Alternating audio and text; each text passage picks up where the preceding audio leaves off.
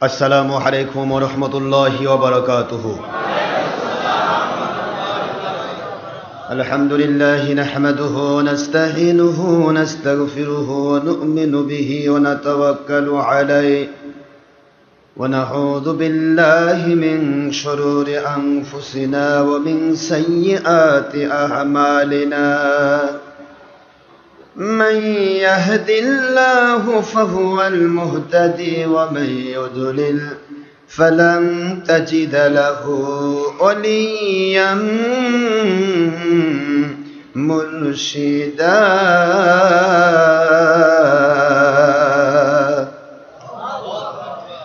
वनशहदु अल्ला इलाहा इल्लल्लाहु वहदहु ला शरीका लहु ونشهد أن سيدنا وسندنا وحبيبنا ومولانا محمدا عبده ورسوله صلى الله عليه وسلم الذي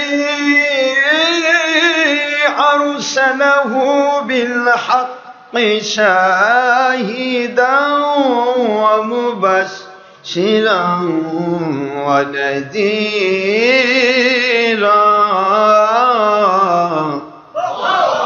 وداعيا إلى الله بإذنه وسراجا وشمسا ونورا وقمرا منيرا.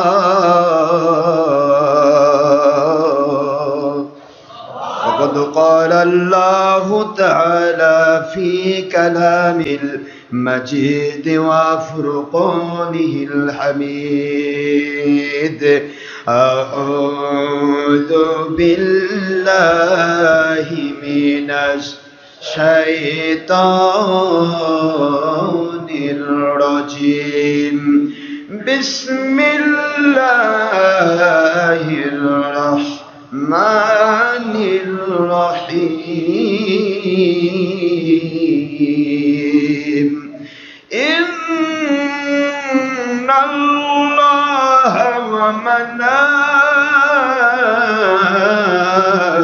وملائكته يصلون على النبي يا أيها الذين آمنوا صلوا عليه وسلموا تسليما.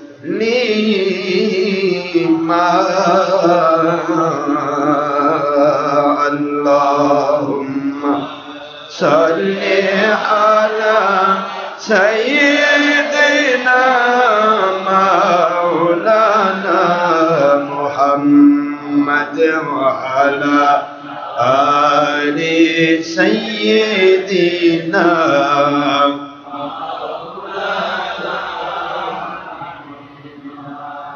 কোথায় রইলেন প্রাণের নবীজি,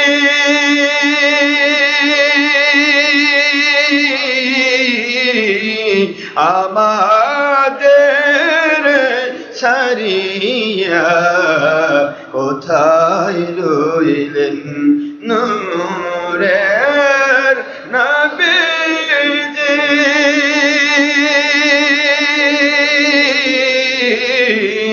আমাদের ছাড়িয়া আপনি ব্যতীত কি লাভ হইবে, এ পাপের ধরায় বাঁচিয়া। আল্লাহুম্মা সাল্লি আলা সাইয়্যিদিনা রাসূলিল্লাহ ওয়া আলা আলি সাইয়্যিদিনা।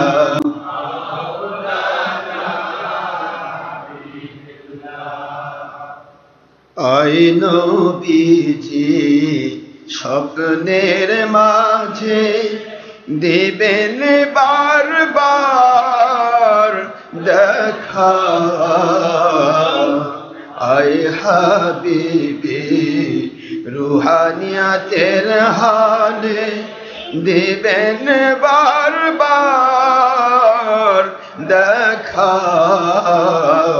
আয় নবীজি রোজ হাসরে দিবেন মোদের দেখা থাকিবে না কো বন্ধু সজন থাকিবে না কো মা বাবা সন্তান থাকিবে না কো দুনিয়ার সম্পদ কাঁদিব যখন একা আল্লাহুম্মা সাইয়্যিদিনা মাওলানা রাসূলিল্লাহ ওয়া আলা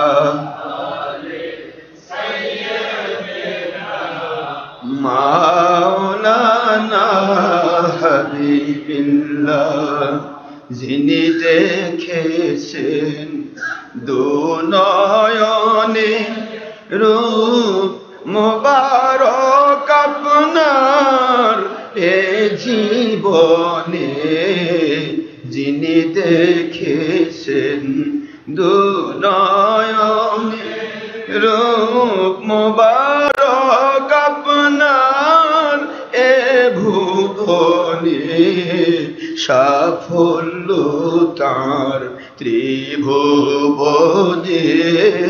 সাফল্য তার ত্রিভুবনে বারবার দেখা দিবেন ইয়া রাসূলুল্লাহ আল্লাহুম্মা সাইয়্যিদিনা মাওলানা রাসূলিল্লাহ ওয়া আলা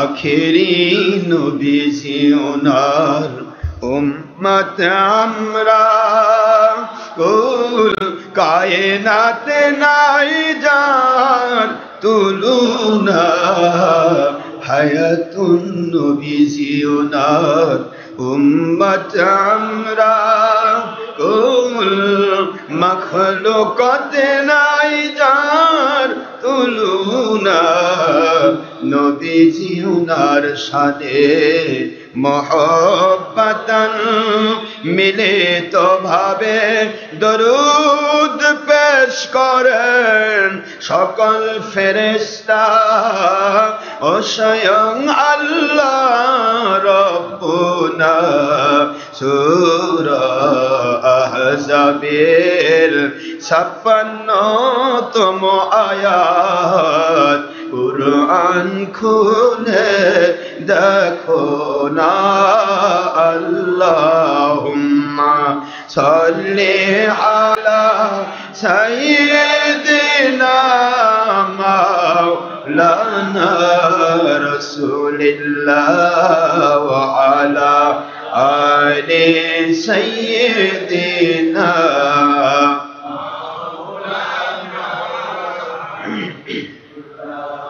মুআজ্জাজ মুহতারাম প্রিয় সম্মানিত উপস্থিতি মুসলমান মুমিন মুত্তাকি আমার সম্মানিত প্রিয় মুসলমান আল্লাহর বান্দা বান্দিগণ যেনারা বিভিন্ন জায়গা থেকে ছবি ভিডিও মুক্তভাবে online radio doctor Ashraf Siddiqui online radio থেকে দেশ বিদেশ থেকে যারা আমাদের সাথে সম্পৃক্ত আছেন আল্লাহর সন্তুষ্টির জন্য এবং বিভিন্ন জায়গা থেকে অসংখ্য অগণিত এসি মসজিদ অতিক্রম করে অর্থ ব্যয় করে সময় ব্যয় করে শ্রম দিয়ে অনেক কষ্ট করে যারা আল্লাহর সন্তুষ্টির জন্য উপস্থিত হয়েছেন মহান আল্লাহর দরবারে সকল পুরুষ বিরাজির ইনসান যুবক যুবতী বৃদ্ধ বিদ্যা ছাত্র ছাত্রী শ্রমিক মজুর কৃষক চাকরিজীবী ব্যবসায়ী জনপ্রতিনিধি ডাক্তার ইঞ্জিনিয়ার ছাত্র শিক্ষক আইনজীবী বাংলার বিরোধী দল সরকারি দল আলিম ওলামা ওলি আউলিয়া পীর মাশায়েখ সমস্ত সর্বস্তরের প্রশাসনের সকল সেক্টরের কর্মচারী কর্মকর্তাবৃন্দ, সকল বিচার বিভাগের কর্মচারী কর্মকর্তাবৃন্দ, এক কথায় যৌথ বাহিনী থেকে শুরু করে ভিক্ষুক, এতিম, অনাথ পর্যন্ত যিনারাই আল্লাহর সন্তুষ্টির জন্য আল্লাহর নবীর মহব্বতে যারা আমাদের সাথে সম্পৃক্ত হয়েছেন, আমি সকলের জন্য প্রাণ খোলা দোয়া করছি, মহান আল্লাহ যেন সবাইকে এমন এক কামাল পরিপূর্ণ হেদায়েত নসিব করেন যে হেদায়েত পেলে দুনিয়াতে শান্তিপূর্ণ, গয়বী, মদতপূর্ণ, আল্লাহর সন্তুষ্টিপূর্ণ জীবন লাভ করা যায়, আখিরাতে জান্নাতুল ফেরদৌস লাভ করা যায়। এমন গ্রহণযোগ্য ঈমান, আমল, আকীদার জন্য মহান আল্লাহ পাক আমাদের সবাইকে স্বাস্থ্যিক সপরিবারে সারা জীবনের জন্য কবুল করুন, আমিন। মহান আল্লাহর দরবারে দোয়া করছি তাদের জন্য যে নন মুসলিমগণ, প্রায় আমাদের কাছে খবর আসতেছে অসংখ্য নন মুসলিম নেপথ্যে থেকে, ইন্টারনেট থেকে আমাদের সাথে তওবাতে শরীক হয়ে তারা মুসলমান হয়ে যাচ্ছে। সেই সমস্ত নন মুসলিম যারা হিন্দু, খ্রিস্টান, বৌদ্ধ, নাসারা, অন্য কোনো ধর্মের মানুষও যারা আমাদের সাথে আল্লাহর সন্তুষ্টির জন্য সম্পৃক্ত হয়েছেন, মহান আল্লাহ যেন আপনাদেরকে আমাদেরকে এমন এক হেদায়েত নসিব করেন যে হেদায়েত পেলে মৃত্যুর পূর্বেই আল্লাহ রব্বুল আলামিনের কাছে জান্নাতে মানুষ হিসেবে আল্লাহর কাছে প্রমাণিত হওয়া যায়। এমন ধরনের হেদায়েত মহান আল্লাহ সবাইকে নসিব করুন, আমিন। মহান আল্লাহর অবারিত অসংখ্য অগণিত শুকরিয়া, যিনি দয়ার সাগর আল্লাহ, যিনি অতীব দয়া পরবশ হয়ে আমাদেরকে জান্নাতের টুকরায় কবুল করেছেন। আমরা সবাই পড়ছি আলহামদুলিল্লাহ। আমার প্রাণের আকা মুর্শিদ কিবলা জি টাঙ্গাইল আহমদাবাদ দরবার শরীফ, তার অন্যতম খলিফা আজকে আমার এখানে এসেছেন, যিনি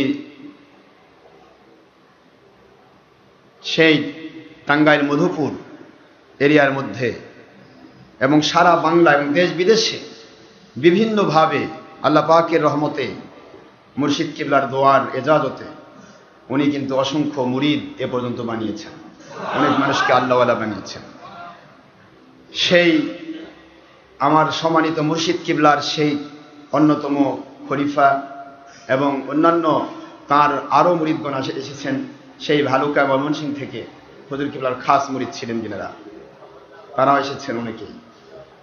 আমি সকলের জন্য দোয়া করছি মহান আল্লাহ যেন আমাদের সবাইকে আমাদের সত্যিকারের মুর্শিদ কিবলার সাথে একসাথে যেন আল্লাহ জান্নাতি হিসেবে কবুল করে নেন। ফুরফুরা সিলসিলার অন্যতম এই আহমদাবাদ দরবার শরীফ এবং সালামাবাদ দরবার শরীফ, এই দুইটি দরবার কমপ্লিটলি ফরাজিকান্দি দরবারের সাথে সম্পৃক্ত। ফরাজিকান্দি দরবারের মুর্শিদ কিবলার নাম হযরত মাওলানা মুফতি মুহাম্মদ বুরহানুদ্দিন রহমতুল্লাহি আলাইহি। বুরহানুদ্দিন রহমতুল্লাহ আলাইহি ওনার মুর্শিদ কিবলার নাম হচ্ছেন হযরতে আব্দুল খালিক সতরাবি রহমতুল্লাহ আলাইহি।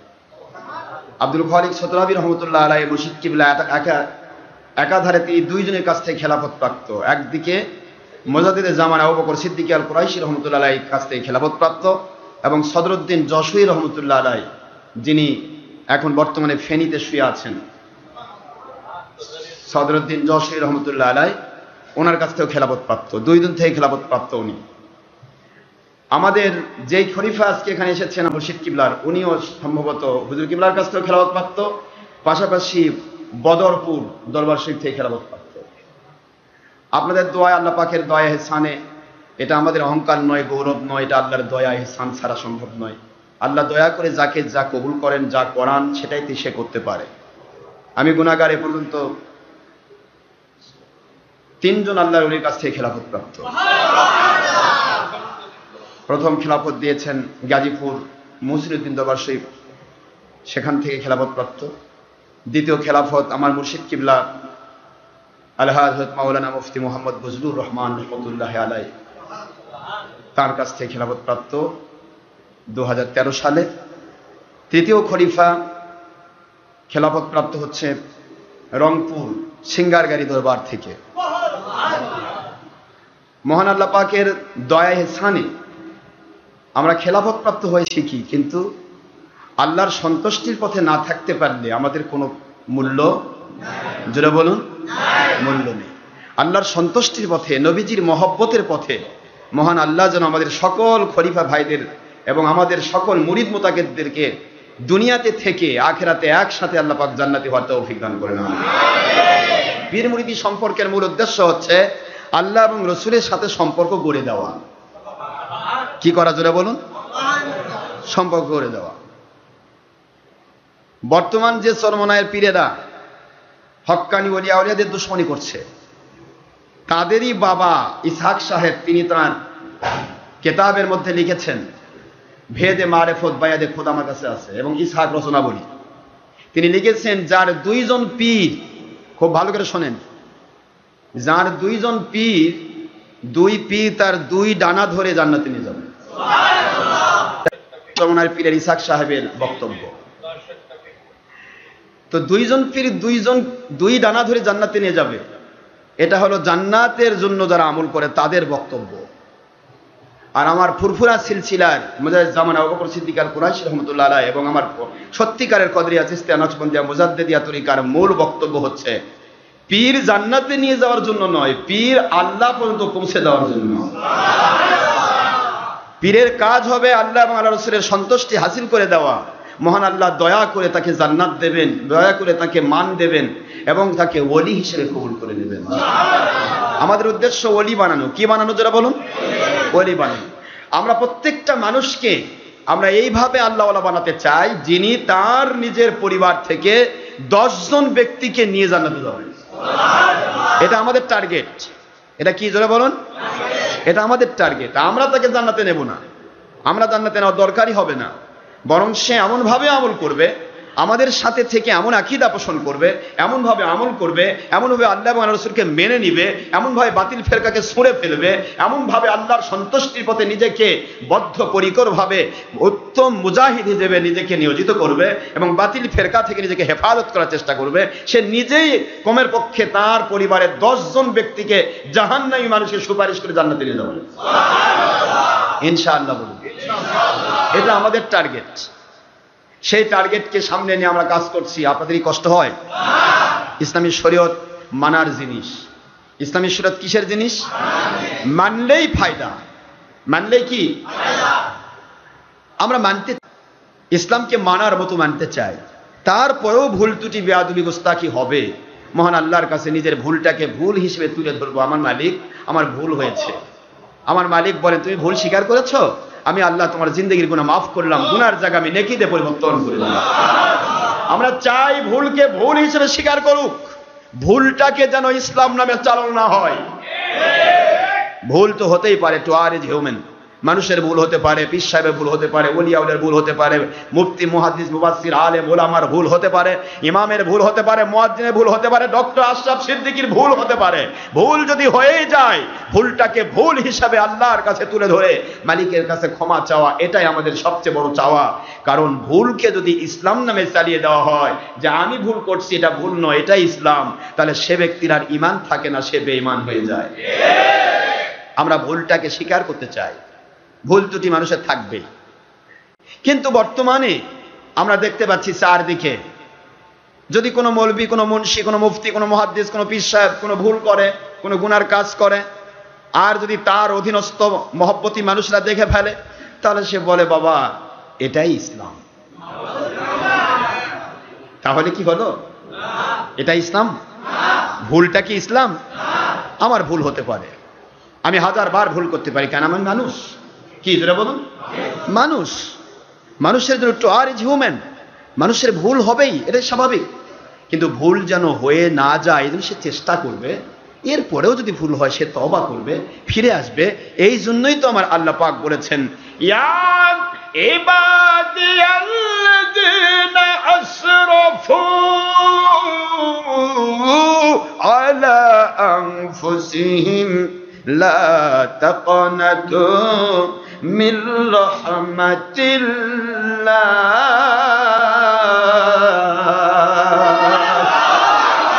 ইন্নাল্লাহা ইয়াগফিরু যুনুবা জামিআ ইন্নাহু হুয়াল গফুরুর রহিম।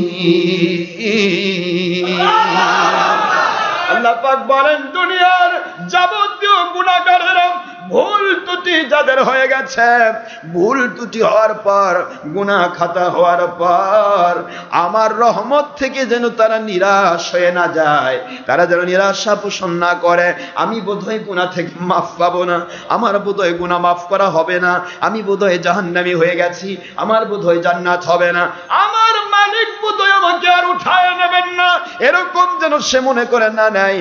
বরং আল্লাহ বোঝাচ্ছেন, আনা ইনদা জন্নি আবদি বি, বান্দা যেমন বিশ্বাস আমাকে নিয়ে করে তেমন রেজাল্ট আমার পক্ষ থেকে পেয়ে যায়। বান্দারে, ভুল করেছ, ত্রুটি করেছ, গুনাহ করেছ, হারাম করেছ, বিপদগ্রস্ত হয়েছ, এসব ফিরে এসো। লা তাকনাতু মির রাহমাতিল্লাহ, আল্লাহর রহমত থেকে তোমরা বঞ্চিত হয়ো না, নিরাশা পোষণ করো না। আল্লাহর রহমত এত দূর পর্যন্ত অবারিত, যত দূর পর্যন্ত গুনাহ করে তুমি পৌঁছতে পারবে না, তার চাইতে অনেক বেশি আমার আল্লাহর গফফার নামের গুনাহ ক্ষমা করার ফিরিস্তি অনেক বড়। দুনিয়ার মানুষ এত দূর পর্যন্ত গুনাহ করতে পারে না যত দূর মালিক ক্ষমা করে না। আমার মালিক বলেন, বান্দা যখন গুনাহ করে তখন আমি আল্লাহ ফেরেশতাদেরকে বলি, এ আমার ফেরেশতারা, গুনার নিকটে তো এখনো যায় নাই, গুনার নিয়ত করে নিল কিন্তু এখনো গুনাহ করে নাই, লেখার দরকার নাই। রহমতের ফেরেশতা কাতিবিন, কিরামান কাতিবিন ইয়ালামুনা মা তাফআলুন, আমরা যা করছি তা তো কিরামান কাতিবিন দেখে এবং লেখে। মালিককে বলবেন, আল্লাহ পাক নেক আমল নিয়ত করার সাথে সাথে লেখার দায়িত্ব আপনি দিলেন, বদ আমল নিয়ত করলো লেখার দায়িত্ব দিচ্ছেন না, ব্যাপার কি আল্লাহ? বুঝতে পারলাম। আমার মালিক বলে, ফেরেশতারা, আমার বান্দা বান্দী যখন গুনাহ করে, গুনাহ করার পর সে গুনার যেটা প্রায়শ্চিত্ত হয়, গুনার যেটা এই গুনাহ যেটা তার হয়, অপরাধের যে সাজা হবে, এইটা তো একটার বদলে একটা কমপ্লিট না, গুনাহ কমপ্লিট না হওয়া পর্যন্ত লেখার কোনো সুযোগ নাই। কিন্তু প্রত্যেকটা নেক আমলের বিনিময় তো আমি আল্লাহ কমের পক্ষে 10 থেকে 700 গুণ দান করব। এই জন্য নেক আমলের নিয়ত করার সাথে সাথে তুমি লিখে ফেলো, যেই মাত্র কমপ্লিট হয়ে যাবে কাজ করা, 10 থেকে 700 গুণ বাড়ায়া দাও।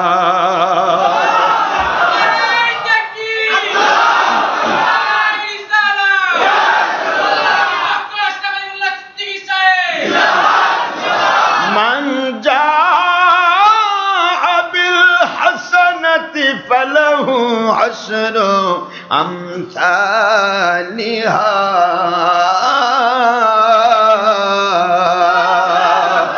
বলেন তো আমার সাথে একটু, মান জা, বলেন মান জা বিল হাসানাতি ফালাহু আশরু আমসালিহা।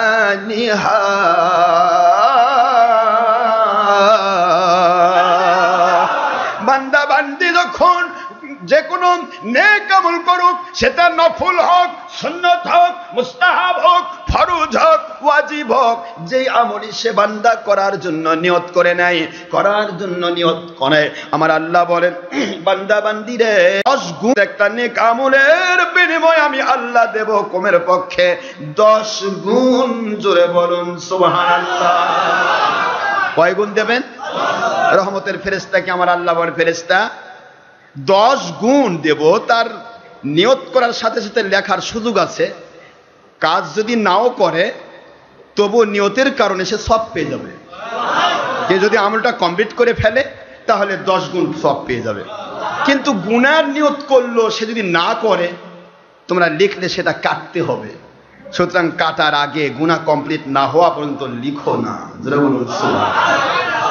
মালিক কত দয়ার সাগর। আমার আল্লাহ বলেন, দুনিয়ার মানুষ, ইন্নাল্লাহ ইয়াগফিরুদ যুনুবা জামিআ,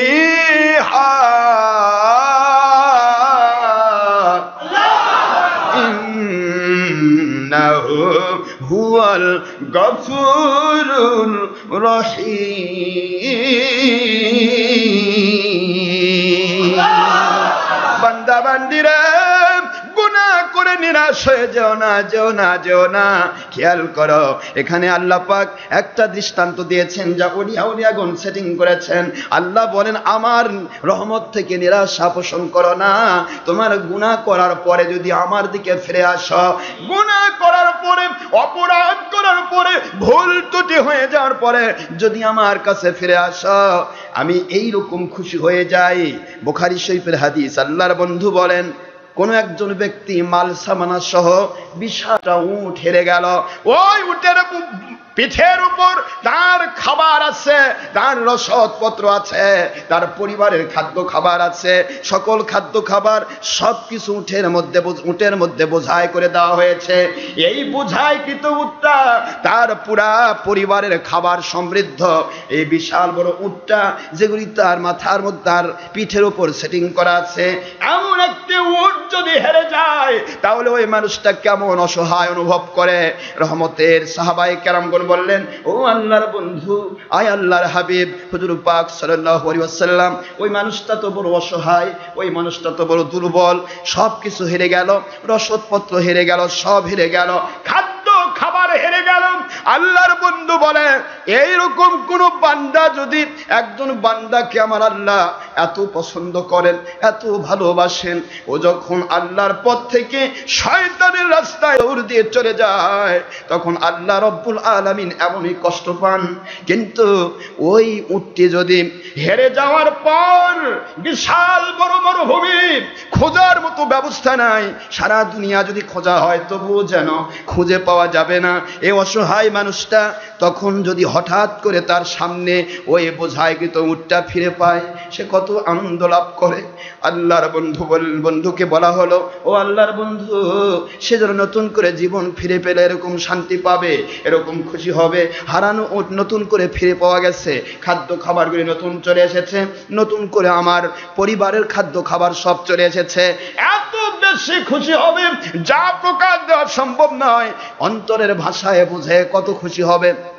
আল্লাহর বন্ধু বলেন, আমার আল্লাহ রব্বুল আলামিন এবং তার হাবিবের বিষয়টাই, যদি কোনো আল্লাহওয়ালা গুনার কাজ করার পরে সেখান থেকে নতুন করে আল্লাহর কুদরতের দিকে ফিরে আসে, আমার আল্লাহ তার চাইতেও বেশি খুশি হন। হারানো উট ফিরে পেলে মালিক যেমন খুশি হয়, কত খুশি হয়। এত গুড অফার আমার মালিক দিয়ে রাখছেন, তারপরও আমরা গুনার মধ্যে যেন হাবুডুবু খেতে চাই, ঠিক না? ঠিক বুঝতে চেষ্টা করি না। একটু চিন্তা করার বিষয়, মালিক যদি এত দয়া করেন, আমরা কি একটু নিজের প্রতি ইহসান করতে পারবো না? আমরা কেন গুনার মধ্যে ডুবে থাকবো? আর ডুবেই যখন গিয়েছি এই মুহূর্তে লাফায় উঠি না কেন? কারণ শয়তান যেরকম নর্দমার ভিতরে, পেশাব পায়খানার নর্দমার মধ্যে ড্রেনের ভিতরে সাঁতার কাটতেছে, আপনাকে আমাকেও সে ওই রকম সাঁতার কাটাতে চায়। কোনো মতে কোনো একজন আল্লাহর ওলির হাত ধরে হঠাৎ করে যদি কেউ সত্যপথ পেয়েও যায়, নর্দমা থেকে উঠে গেল, শয়তান উঠে পড়ে লাগবে বিভিন্ন সাহিত্যে ধাক্কা দিতে, এদিক থেকে ঝড়, ওদিক থেকে টর্নেডো, ওদিক থেকে এটা, ওদিক থেকে সেটা, যাতে করে সে দাঁড়িয়ে থাকতে না পারে, সে যেন আবার নর্দমায় পড়ে যায়। এই জন্যই বাতিল 72 ফেরকার উপর শয়তান ভর করে ওলি আউলিয়াদের কাছে যাওয়া মানুষগুলোকে দূরে সরে দেওয়ার চেষ্টা করে। তাদের আপ্রাণ চেষ্টা, তাদের উপর শয়তান ভর করে। তারা চিন্তা করে এই মানুষটা কেন উঠলো নর্দমা থেকে? আমরা যেরকম নর্দমায় পড়ে আছি, আমরা যেরকম নবীকে আমাদের মতো বলে নিজের ঈমান হারিয়েছি, আমরা যেমন নবীকে নূর নবী বলে না বলে মাটির মানুষ বলে ঈমান হারিয়েছি, আমরা যেরকম মিলাদ কেমের দুশ্মনী করে ঈমান হারিয়েছি, আমরা যেরকম হাত তুলে মোয়াতের দুশ্মনী করে ঈমান হারিয়েছি, আমরা যেমন হরতাল লং মার্চকে ঈমানি দায়িত্ব বলে ঈমান হারিয়েছি, অনুরূপভাবে প্রত্যেকটা মানুষ যেন ঈমান হেরে তারা যেন নর্দমার মধ্যে হাবুডুবু খায়। কোন হক্কানি ওলির কাছে গেলে এরা তো সব মানুষ নতুন করে আল্লাহওয়ালা হয়ে যাবে, এইটা তারা চায় না। যার কারণে বাতিল 72 ফিরকা কারো বিরুদ্ধে বলে না, বলে শুধু হক্কানি ওলিদের বিরুদ্ধে। যে ওলি হক্কানি নয় তার বিরুদ্ধে বিরোধিতা করা হবে না। মুখস্থ রাখবেন, সেই ব্যক্তির বিরুদ্ধে শয়তান লাগে, শয়তান তার বিরুদ্ধে লাগে যাদের বিরুদ্ধে বাতিল ফেরকা লেগে থাকে। শয়তান সেই আল্লাহওয়ালাদেরকেই ভয় পায় যেই আল্লাহওয়ালাদেরকে দেখে বাতিল ফেরকা জুমের মতো ভয় পায়। এটা মুখস্থ করে রাখবেন। বাতিল ফেরকা যেরকম জুমের মতো ভয় পায়, যাকে দেখে বাতিল ফেরকা ভয় পায় না সে ব্যক্তি হক্কানি ওলি হতে পারে না। যাকে দেখে শয়তান ভয় পায় না, বুঝতে হবে শয়তান তার বগলের নিচে থেকেই সে ধোকা দেবে। বাবা তুই ধর্মের নামেই ধোকাবাজি কর, একসাথে জাহান্নামে যা। ইসলামী শরীয়ত আল্লাহ এবং আল্লাহর রাসূলকে মানার নাম। মানুষ উঠতে চায়, ভালো করে মুখস্থ করে রাখেন, হারাম পথ থেকে সত্য পথ থেকে, বাতিল পথ থেকে সত্য পথে ওঠা খুব সহজ, কিন্তু টিকে থাকা খুব কঠিন। একবার আপনারা বাবার উপর ভর করবে, এই কই গেছিলি অমুক জায়গায়, এত হুজুর থাকতে এত মৌলবি থাকতে তোর ওটাই পছন্দ হলো, যাই বিতর্কিত যাই ভণ্ড, যার কাছে যাওয়ান সব হুজুর নিষেধ করে সেখানেই গেলি। বাবের উপর ভর করলো, সন্তানের উপর ভর করবে, মায়ের উপর ভর করবে, স্ত্রীর উপর ভর করবে, বন্ধুর উপর ভর করবে, এলাকার 2 নম্বর মুন্সির উপর ভর করবে, প্রয়োজন বোধে আপনার টিভি দেখা মৌলবীর উপর ভর করবে, আপনার ইমাম যে আপনার স্ত্রীর সাথে গাল গল্প করে, আপনার স্ত্রীর হাতে খায়, আপনার স্ত্রীর হাতে টিপে নেয়, সেই ইমামও আপনার বিরুদ্ধে বলবে। আমার কথা কি বুঝতে পেরেছেন? সত্যবাদী আল্লাহ ওয়ালাদের কাছে যেতে নিষেধ করে যে বুঝবেন, আপনি নিশ্চয় বুঝতে হবে তার উপর শয়তান ভর করেছে। আমরা কি শয়তানের আন্ডারে থাকতে চাই? শয়তান তো গুনাহ করাবেই। আমার মালিক বলেন শয়তান গুনাহ করাতে চাই, আর আমি আল্লাহ তোমাদেরকে গুনাহ থেকে মুক্তি দিতে চাই। যারা বলুন সুবহানাল্লাহ। শয়তান তোমাদেরকে জাহান্নামের রাস্তায় নিতে চায়, আল্লাহ বিরোধী আল্লাহর অসন্তুষ্টির পথে নিতে চায়, আর আমি আল্লাহ তোমাদেরকে আমার সন্তুষ্টিপূর্ণ রাস্তা জান্নাতের রাস্তায় উঠায় আনে। এই তাই বললেন ইন্নাল্লাহ ইয়াগফিরুদ যুনুবা জামিআ ইন্নাহু হুয়াল গফুরুর রহিম। দুনিয়ার মানুষেরা তোমাদের গুনাহগুলি মাফ করে দেব। কোন গুনাহ? সগীরা গুনাহ, কাবিরা গুনাহ, জাহেরি গুনাহ, বাতিরি গুনাহ, যত রকমের গুনাহ সব গুনাহ আমি আল্লাহ মাফ করে দেব। কোথায় গেলে মাফ পাবে, কিভাবে মাফ পাবে? আমি আল্লাহ, এ ফেরেশতা আমি আল্লাহ তোমাদেরকে শিক্ষা দিয়েছি। আল্লাহ বলেন আমার আখেরি নবীর কাছে যদি সাহাবায়ে কেরাম না যেতেন আমার কাছ থেকে গুনাহ মাফ পেতেন না। গুনাহ মাফ পাওয়ার জন্য নেক সোহবতের দরকার, আল্লাহর ওলিদের সোহবতে যাওয়া দরকার। ইয়া আইয়ুহাল্লাযীনা আমানুত্তাকুল্লাহ ওয়া কুনু মা'আস সাদিকিন।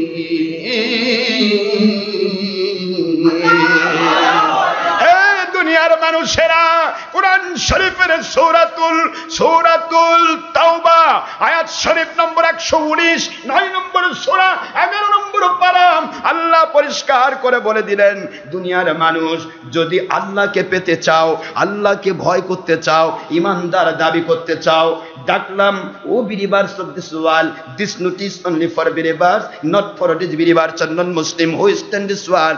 It's speaking of Allah Pak. Allah speaking, oh believers of this world, এই নোটিশটা কাফেরের জন্য নয়, মুশরিকের জন্য নয়, ইহুদের জন্য নয়, নাসারার জন্য নয়, দুনিয়ার কোন নাস্তিকের জন্য নয়। এই নোটিশটা তার জন্য যে আল্লাহকে মানতে চায়, ইমানদার দাবি করে। ইয়া আইয়ুহাল্লাযীনা কাফারু নয়, ইয়া আইয়ুহান নাস নয়, ইয়া আইয়ুহাল মুনাফিকুন নয়, ইয়া আইয়ুহাল্লাযীনা আমানু, হে মুমিনেরা, হে মুমিনেরা, হে মুমিনেরা, তুমি মুমিন দাবি করো, তুমি নামাজ পড়ো, তুমি রোজা রাখো, তুমি হজ করো, তুমি যাকাত দাও, করো, বন্দুকাত ছাড়ো, এমন ধরনের মুমিন বলে দাবি যারা করবে তাদের উপর আমি নোটিশ করছি ইত্তাকুল্লাহ। সাথী নির্বাচনের ক্ষেত্রে আল্লাহকে ভয় করো, ওয়া কুনু মা'আস সাদিকিন।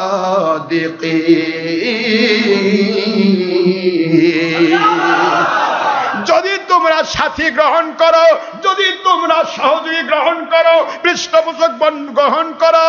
কুনু মা'আস সাদিকিন, সত্যবাদী, আল্লাহওয়ালা, আল্লাহর ওলি, যারা আল্লাহকে মানার মতো মেনে নিয়েছেন, নবীজিকে মানার মতো মেনে নিয়েছেন, এমন ভাবে আলোচনা করেন, এমন ভাবে কথা বলেন, এমন ভাবে ওয়াজ করেন, এমন ভাবে দোয়া করেন, এমন ভাবে ইবাদত করেন, যে ইবাদত, যেই দোয়া, যেই আমলে আল্লাহ সন্তুষ্ট হয়ে এমন ধরনের ইবাদত করেন, এমন ভাবে কোরআন মানেন, এমন ভাবে হাদিস মানেন, যেই মানতে আল্লাহ খুশি হয়ে নিয়ামত নাজিল করেন, এমন নিয়ামত প্রাপ্ত আল্লাহ ওয়ালাদের তোমরা সাথী হয়ে যাও।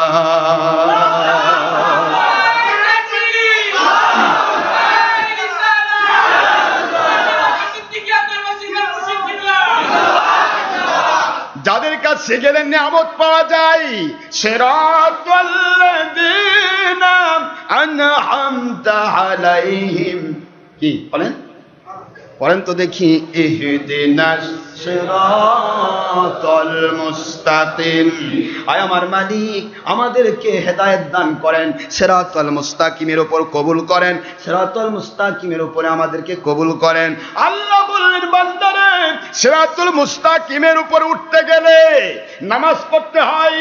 ওয়ানি'বুদুনি হাদা সিরাতুম মুস্তাকিম। আমার ইবাদত করো, আমার দাসত্ব, আমার কাছে দাসত্বের মাথা নত করো। আমি যা আদেশ করি তা তোমরা মানো, আমি যা নিষেধ করি তা তোমরা ছাড়ো। আমার ইবাদত করো।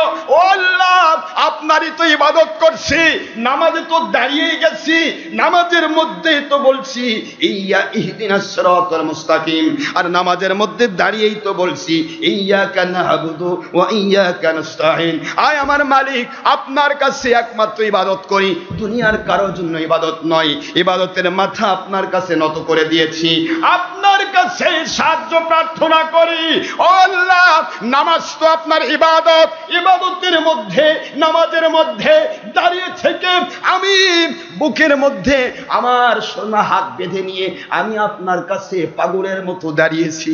এরপরে তো বলছি, নামাজের মধ্যেই তো বলছি ইহদিনাস সিরাতাল মুস্তাকিম, আমাকে সিরাতাল মুস্তাকিম দান করেন। আমার মালিক বলতে পারতেন সিরাতাল কোরআন, সিরাতাল হাদিস, কোরআন আর হাদিসের পথ, এটাই তোমার সিরাতাল মুস্তাকিম। মালিক একটু একটু আস্তে করে অ্যাঙ্গেল দিয়ে বলে দিলেন সিরাতাল্লাযীনা আন'আমতা আলাইহিম। সুবহানাল্লাহ। মালিক একটু অ্যাঙ্গেল দিয়ে বললেন, দুনিয়ার মানুষ, দুনিয়ার যত বাতিল 72 ফেরকা হবে, ওরাও নামাজের কথা বলবে, রোজার কথা বলবে, হজের কথা বলবে, মা বাবার খেদমতের কথা বলবে, যাকাতের কথা বলবে, ইমানের কথা বলবে, ওরাও কোরআনের আয়াত পড়বে, ওরাও হাদিস শরীফ পড়বে, কিন্তু ওদের ব্যাখ্যাটা হবে আল্লাহর সন্তুষ্টির জন্য নয়। কি করে নিজেকে জাহির করা যায়, কি করে দুনিয়ার মানুষের কাছে নিজের পরিচয় ঘটানো যায়, দুনিয়ার অর্থ কামাই করা যায়, সম্পদ কামাই করা যায়, দুনিয়ার দলকে খুশি করা যায়, দলকে তুঙ্গে তোলা যায়। এই জন্য দলের স্বার্থে কোরআন হাদিসের ব্যাখ্যা করতে পারে। যেমন তাকায় দেখো শিয়া, তাকায় দেখো কাদিয়ানি, তাকায় দেখো মুতাজিলা, তাকায় দেখো খারেজি, তাকায় দেখো ওয়াহাবি, দুনিয়ার যত বাতিল ফেরকা সবাই তো কোরআনের কথা বলে, হাদিসের কথা বলে, কিন্তু তাদেরটা হবে দলের স্বার্থে কোরআন মানার দাবি, আর আল্লাহর ওলিদেরটা হবে আল্লাহ এবং নবীর স্বার্থে কোরআন মানার দাবি। এই জন্য আল্লাহ বললেন, দুনিয়ার মানুষেরা রে, আমি বলতে পারতাম ইহদিনাস সিরাতাল মুস্তাকিম, আর সিরাতাল মুস্তাকিম মানে সিরাতাল কোরআন, সিরাতাল হাদিস, না তা বললাম না, আমি বলে দিলাম সিরাতাল্লাযীনা আন'আমতা আলাইহিম। ওই মানুষগুলোকে মেনে নাও, ওই মানুষগুলির পথে যাও, যেই মানুষগুলি এমন ভাবে কোরআন মানে, এমন ভাবে ব্যাখ্যা করে, যার ভিতরে স্বার্থের ব্যাখ্যা নেই, দলের ব্যাখ্যা নেই, নিজের স্বার্থের ব্যাখ্যা নেই, জাহির করার ব্যাখ্যা নেই, যার মধ্যে ব্যাখ্যা আছে আল্লাহ এবং নবীজির সন্তুষ্টির ব্যাখ্যা, আল্লাহ এবং নবীকে মানার মাধ্যমে বলেন আল্লাহর সন্তুষ্টির জন্য নবীজির মহব্বতে যারা কোরআন শরীফ মানে, হাদিস শরীফ মানে, কোরআন হাদিস দুনিয়ার মানুষকে শিখায়, ওই মান্যওয়ালারা হয় আল্লাহর দয়া দিয়ে নিয়ামত প্রাপ্ত। যেই মানাতে আল্লাহ খুশি নন সে মানায় আল্লাহ নিয়ামত নাজিল করেন না। যে মানায় আল্লাহ খুশি সেই মান্যওয়ালাদের উপর নিয়ামত নাজিল হয়। এই জন্য যেইভাবে কোরআন মানলে আল্লাহর নিয়ামত নাজিল হয়, যেইভাবে হাদিস মানলে আল্লাহর নিয়ামত নাজিল হয়, দোয়া কবুল হয়ে যায়, দুনিয়াতে শান্তি পাওয়া যায়, আখিরাতে জাহান্নাম থেকে বেঁচে আল্লাহর সন্তুষ্টির মধ্য দিয়ে জান্নাতি হওয়া যায়। এমন নিয়ামত প্রাপ্ত বান্দাদের ইসলামের মধ্যে ঢোকো, তোমরা নিয়ামত প্রাপ্ত সিরাতুল মুস্তাকিম পেয়ে যাবে।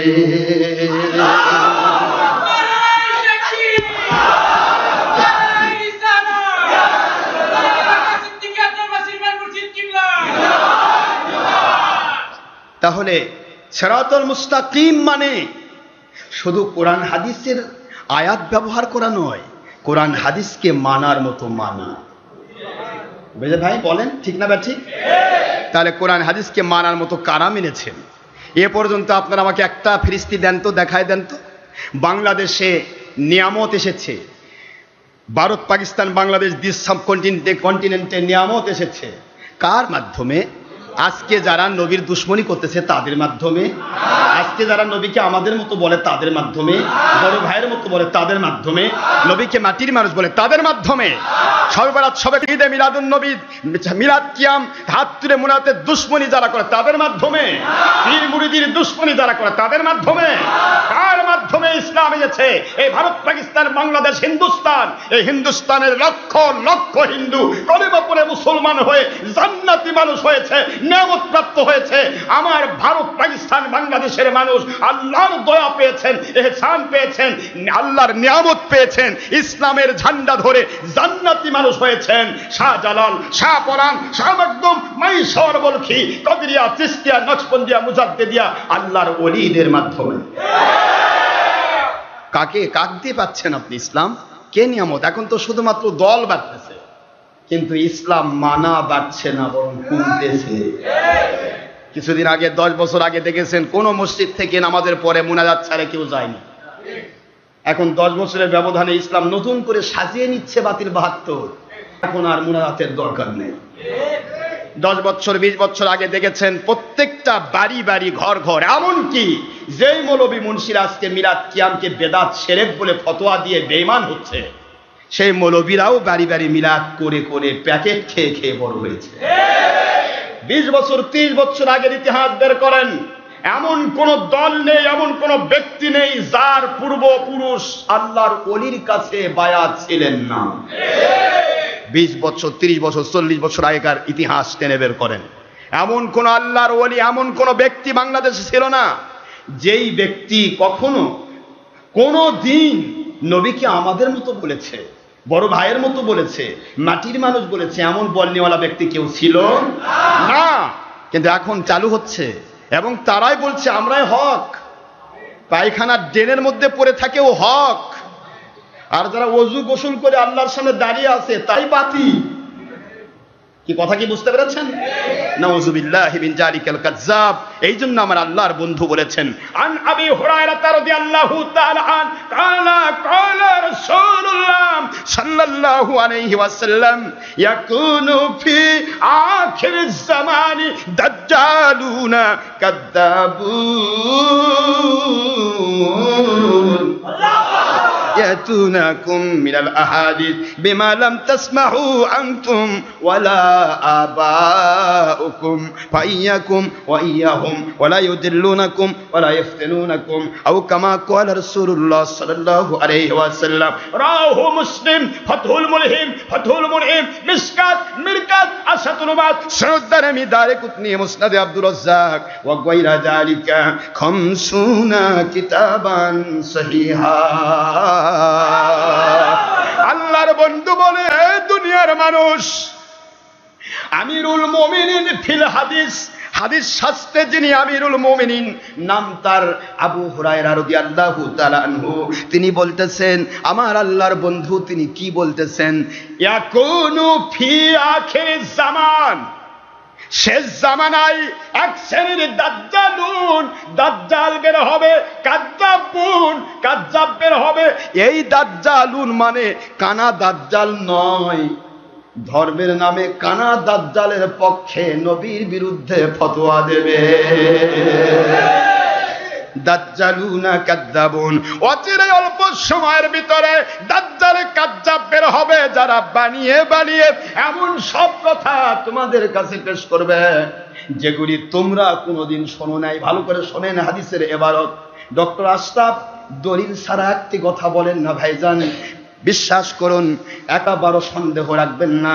আল্লাহর হাবিব বলেন এমন দাজ্জাল কাজ্জাব বের হবে, ইয়াতুনাকুম, তোমাদের কাছে নিয়ে আসবে এমন আহাদিস, এমন ধরনের কথা, এমন ধরনের কথা, এমন ধরনের বক্তব্য, বিমা লাম তাসমাউ, যেগুলি তোমরা কোনোদিন শোনো নাই, ওয়ালা আবাউকুম, তোমাদের পূর্বপুরুষ, চোদ্দ পুরুষ, বাপদাদারা কখনো শোনে না। কথাটা কি ঠিক আছে? বাপদাদা শোনে নাই, দুনিয়ার পূর্বপুরুষ কেউ শোনে নাই। এখানে খেয়াল করুন, হুজুর বললেন আবাউকুম, আবাউন, আবুন মানে বাবা, আবুন মানে কি? আবুন মানে কি? ফাদার, আব্বাজান। আবুন মানে বাবা, আবাউন মানে বাবারা। বলেন না কি? বাবারা। এরা বলতেছে নিজের বাপকে বাদ দিয়ে অন্য কাউকে বাপ বললে সাতার মা তালাক হয়ে যায়। এখনকার বাতিল ৭২ কি ফতোয়া দেয়, অনেক মুরিদ আছে তার পীর সাহেবকে বাবা বলেন। এই বাবা বন্ধ করার জন্য নিজের পায়ে কুড়াল মারতেছে, কয় নিজের বাপ ছাড়া আর কাউকে বাপ বলা যাবে না। কিন্তু ওই মুন্সি তার শ্বশুরকে সারা জীবন আব্বাজান করে বলেন, ওই মুন্সি তার ছেলেকে সারা জীবন আব্বা করে বলেন, ওই মুন্সি সারাটা জীবন ওই দুনিয়ার যত রকমের ভালো মানুষ, একটা ছেলে ভালো রিক্সা চালাচ্ছে, বাবা তুমি একটা রিক্সা ভালো করে চালাও, রিক্সাওয়ালাকেও বাবা কয়, যে কোনো জায়গাতে বাবা কয়। কিন্তু পীর সাহেবকে বাবা বললে মাও তালাক হবে, তার মানে পীরের কাছে যেন কেউ না যায়। চিন্তা দেখছেন? এদের চিন্তাটা থিসিসটা কোথায়? পীরকে বাবা বললে মাও তালাক হবে, কারণ বেটায়, মায়ের বেটা, বাবার বেটা পীরকে বাবা বলল, এর জন্য বেটার মাও তালাক হচ্ছে। ইসলামী শরীয়তের ফতোয়া দেখছেন? এরাই বড় বড় মুফতি আজম, মুফতি আজম সেজেছে এক একজন, ফতোয়া দিচ্ছে, কয় পীরক বাবা করে, কয় পীরেক বাবা করা যাবে না, বাপ ছাড়া আর কাউকে বাপ বলা যাবে না। আরে আমার ভাই, কি বলবো আপনাদেরকে, খালি এইটুকু বলি যে কানার হাতে কুড়াল দিলে কসুর বাগান সাপ। কানাকে হাইকোর্ট মুরগি ঘোড়া দেখেও বলবে ভাই এটাই হাইকোর্ট, দেখ কানাকে, তাই তো ভাই দেখতে তো ভালোই লাগতেছে, কিন্তু আসলে এটা হাইকোর্ট না, এটা মুরগির ঘর। কথা কি বুঝতে পেরেছেন? কি বুদ্ধি এক একজনের, কোথার থেকে কোথায় যাচ্ছে আমি আপনাদেরকে বোঝানোর চেষ্টা করি। যত দিন যাচ্ছে তত যেন ফেতনা বাড়তেছে। বাড়তেছে না ফেতনা? কেন ফেতনা বাড়তেছে? আপনারা শ্বশুরকে কি করে করেন? ও শ্বশুর আসেন নাকি? কি কন? বাবা, আব্বা। আমার স্ত্রীর আব্বা মানে আমার আব্বা, আমার স্ত্রীর আব্বা মানে আমার কি? এটাই তো, এটা আপনার বৈবাহিক সম্পর্কের কারণে, এটাকে মুসাহেরা বলা হয়। এখন শ্বশুরকে আব্বা বললে মাও তালাক হয়ে যাবে? মাও তালাক হওয়ার কি? মা তখন তালাক হবে যখন বাবা তালাক দেবে। বিয়া করেছে মাকে কে? যিনি বিবাহ করেন তিনিই তালাক দিতে পারেন, অন্য কেউ তালাক দিতে পারে না। এই জ্ঞানটুকু নাই ধর্মের লেভেলধারী বেঈমান নেশাগ্রস্ত দলের স্বার্থে। এই জ্ঞানটুকু নাই যে তালাক দেয়, যে বিয়ে করে সে তালাক দেয়। আমার বাপের বউ আমার দ্বারা তালাক হবে না, আমার বউ আমার বাপ দ্বারা তালাক হবে না। কথা কি বোঝা গেছে নাকি? অপরাধ হতে পারে, অপরাধ হতে পারে, সেটা যার অপরাধ তার। লা তাজিরু ওয়াজিরাতুন বিজরা উখরা, যার অপরাধ তার। কিন্তু সবাইকে বাবা বলছে, কিন্তু আমার আল্লাহ শিখাই দিলেন একটু খেয়াল করো, তোমার বাপকেই বাপ বলা যাবে, আর কাউকে বাপ বলা যাবে না।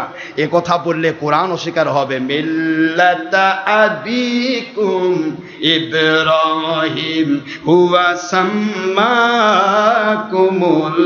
মুসলিমিন। তোমাদের পিতা, সুবহানাল্লাহ বলবেন না বলে, তোমাদের আব্বাজান নাম তার ইব্রাহিম আলাইহিস সালাম। কেন আমি তোমাদের পিতা বানাইলাম?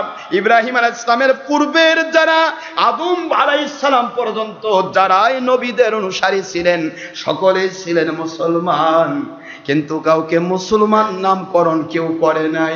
তোমার পিতা ইব্রাহিম আলাইহিস সালাম তোমাদেরকে মুসলমান নাম দিয়েছে।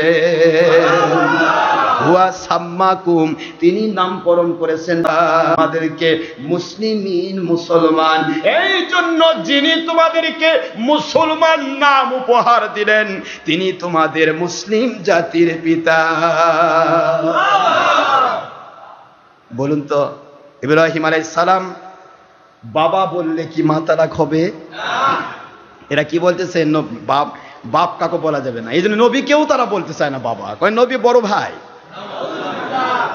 নাউজুবিল্লাহ বলবেন না? এখানে এসে আবার একটা কথা কয়, আদম আলাইহিস সালাম সবার বাবা, এখানে ভুলে গেল। নিজের বাপ ছাড়া অন্য কাউকে বাপ বলে কি হবে? ওর মাও তালাক হয়ে যাচ্ছে।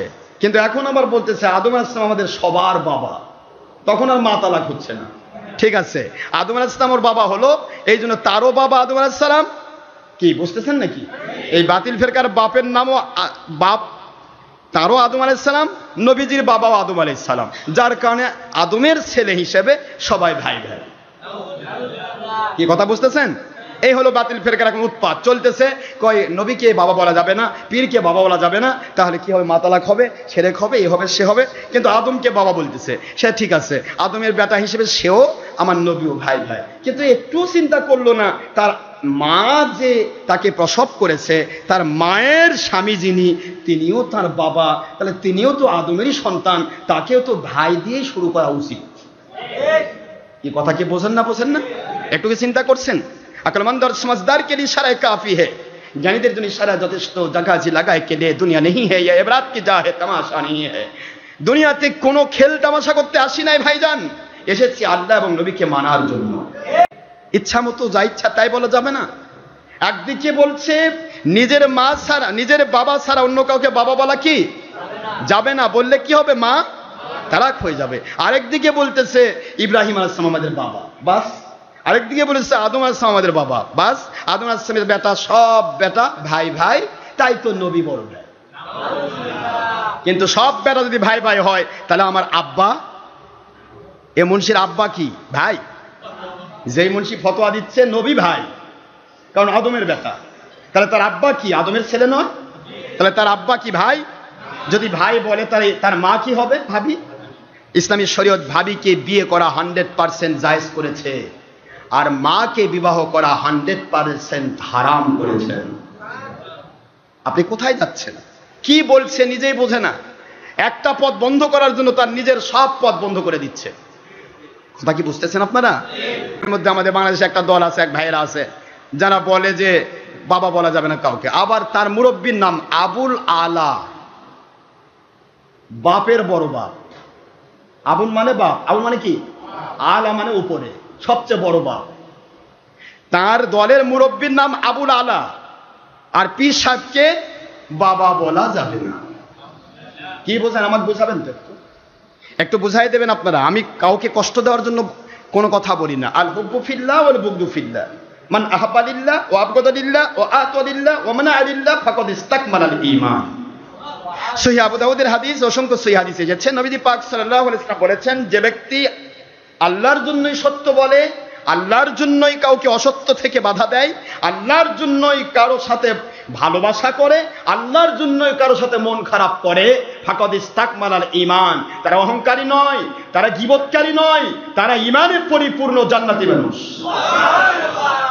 আল্লাহর জন্য কথা বলতে হবে, কাউকে ছোট করার জন্য নয়। আমি আপনাদের খেদমতে বলতে চাই, তাহলে নবীজিকে বাবা বলা যাবে কি যাবে না? যাবে। কিভাবে যাবে?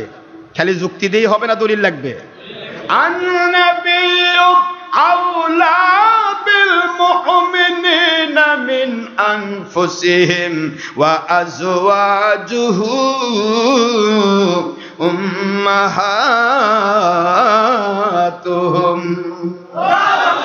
Allah speaking of believers of this world, already the believers of this world, oh Muslim children, Muslims of this world, it's my opinion. Nobody can be believers until you most love my Muhammad sallallahu alaihi wasallam from your life, and his all wives, will must mothers of all believers from father son to the judgment. No doubt it's speaking of Allah Pak. Ayat Sharif number 6 in Suratul Ahzab at the part of 21, Surah number 33 in Quran Sharif Madaniya. Suratul Ahzab, Allah speaking, An-Nabiyyu awla bil mu'minina min anfusihim wa azwajuhu ummahatuhum.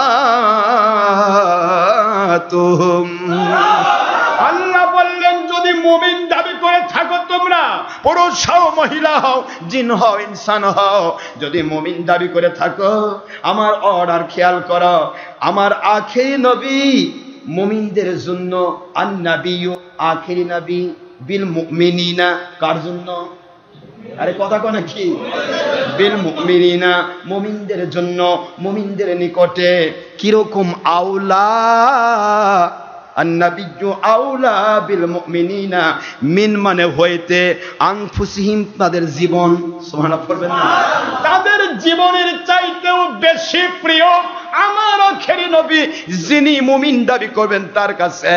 আর যিনি মুমিন কাফেরের জন্য নয়, মুনাফিকের জন্য নয়, দুনিয়ার বাতিলের জন্য নয়, মুমিন যিনি তার জন্য, ওয়া আজওয়াজুহু আমার নবীর স্ত্রীগণ, জাওজুন মানে স্ত্রী, আজওয়াজ মানে স্ত্রীগণ প্লুরাল, আজওয়াজুহু হু জমিন আমার আখেরি নবী, আমার আখেরি নবীর যত স্ত্রী আছে সকল স্ত্রীগণ, উম্মাহাতুহুম, উম্মুন মানে মা, উম্মাহাতুন মানে মাগণ, আমার নবীর স্ত্রীগণকে আমি আল্লাহ কোরআনের ভাষায় মুমিনদের জন্য মা বানায়া দিলাম। আল্লাহ বললেন, মা বানায় দিলাম আমার নবীর স্ত্রীগণকে উম্মতের জন্য, মুমিনদের জন্য। তাহলে মায়ের স্বামী ভাই, কথা কোন? মায়ের স্বামী কি? জোরে বলুন। মায়ের স্বামী যদি বাবা হয়, আমার আখেরি নবী সারা জগতের উম্মতের রুহানি বাবা, জোরে বলুন সুবহানাল্লাহ। রুহানি বাবা নবীকে মানতে চায় না, বাতিল ৭২। কই নবী আমাদের মতো মানুষ, আমরাও মানুষ, নবীও মানুষ, এই জন্য রুহানি বাবা মানতে চায় না। আমি আপনাদের খেদমতে বলবো, পায়ে হাত দিয়ে বলছি, দুনিয়ার বাতিল ৭২ ফেরকা সাধারণ মানুষকে ইসলাম বোঝার সুযোগ করে দেন। দয়া করে সঠিক ইসলামটা পরিবেশন করুন। যে কোনো মুহূর্তে আমাদের মৃত্যু চলার পথ, আল্লাহ যদি আমাদের জীবন চলার পথের খেলা ভেঙে দেন, আর উপায় থাকবে না। আমরা নিজেরাই খেলা ভেঙে দিয়ে এই মুহূর্তে যদি আল্লাহর জন্য নিজেকে কমপ্লিটলি নিয়োজিত করে সত্য কথাগুলি বলতে থাকি, আল্লাহ বলেন, এতদিন যা করেছিস গুনাহ আমি মাফ করে দিলাম, বাদদালতু সাইয়্যাতিহিম হাসানাত, তোমার গুনার জায়গা আমি আল্লাহ নেকি দিয়ে পরিবর্তন করে দিলাম। গুনার জায়গা নেকিতে পরিবর্তন করার ক্ষমতা আল্লাহর আছে না নাই? জোরে বলুন।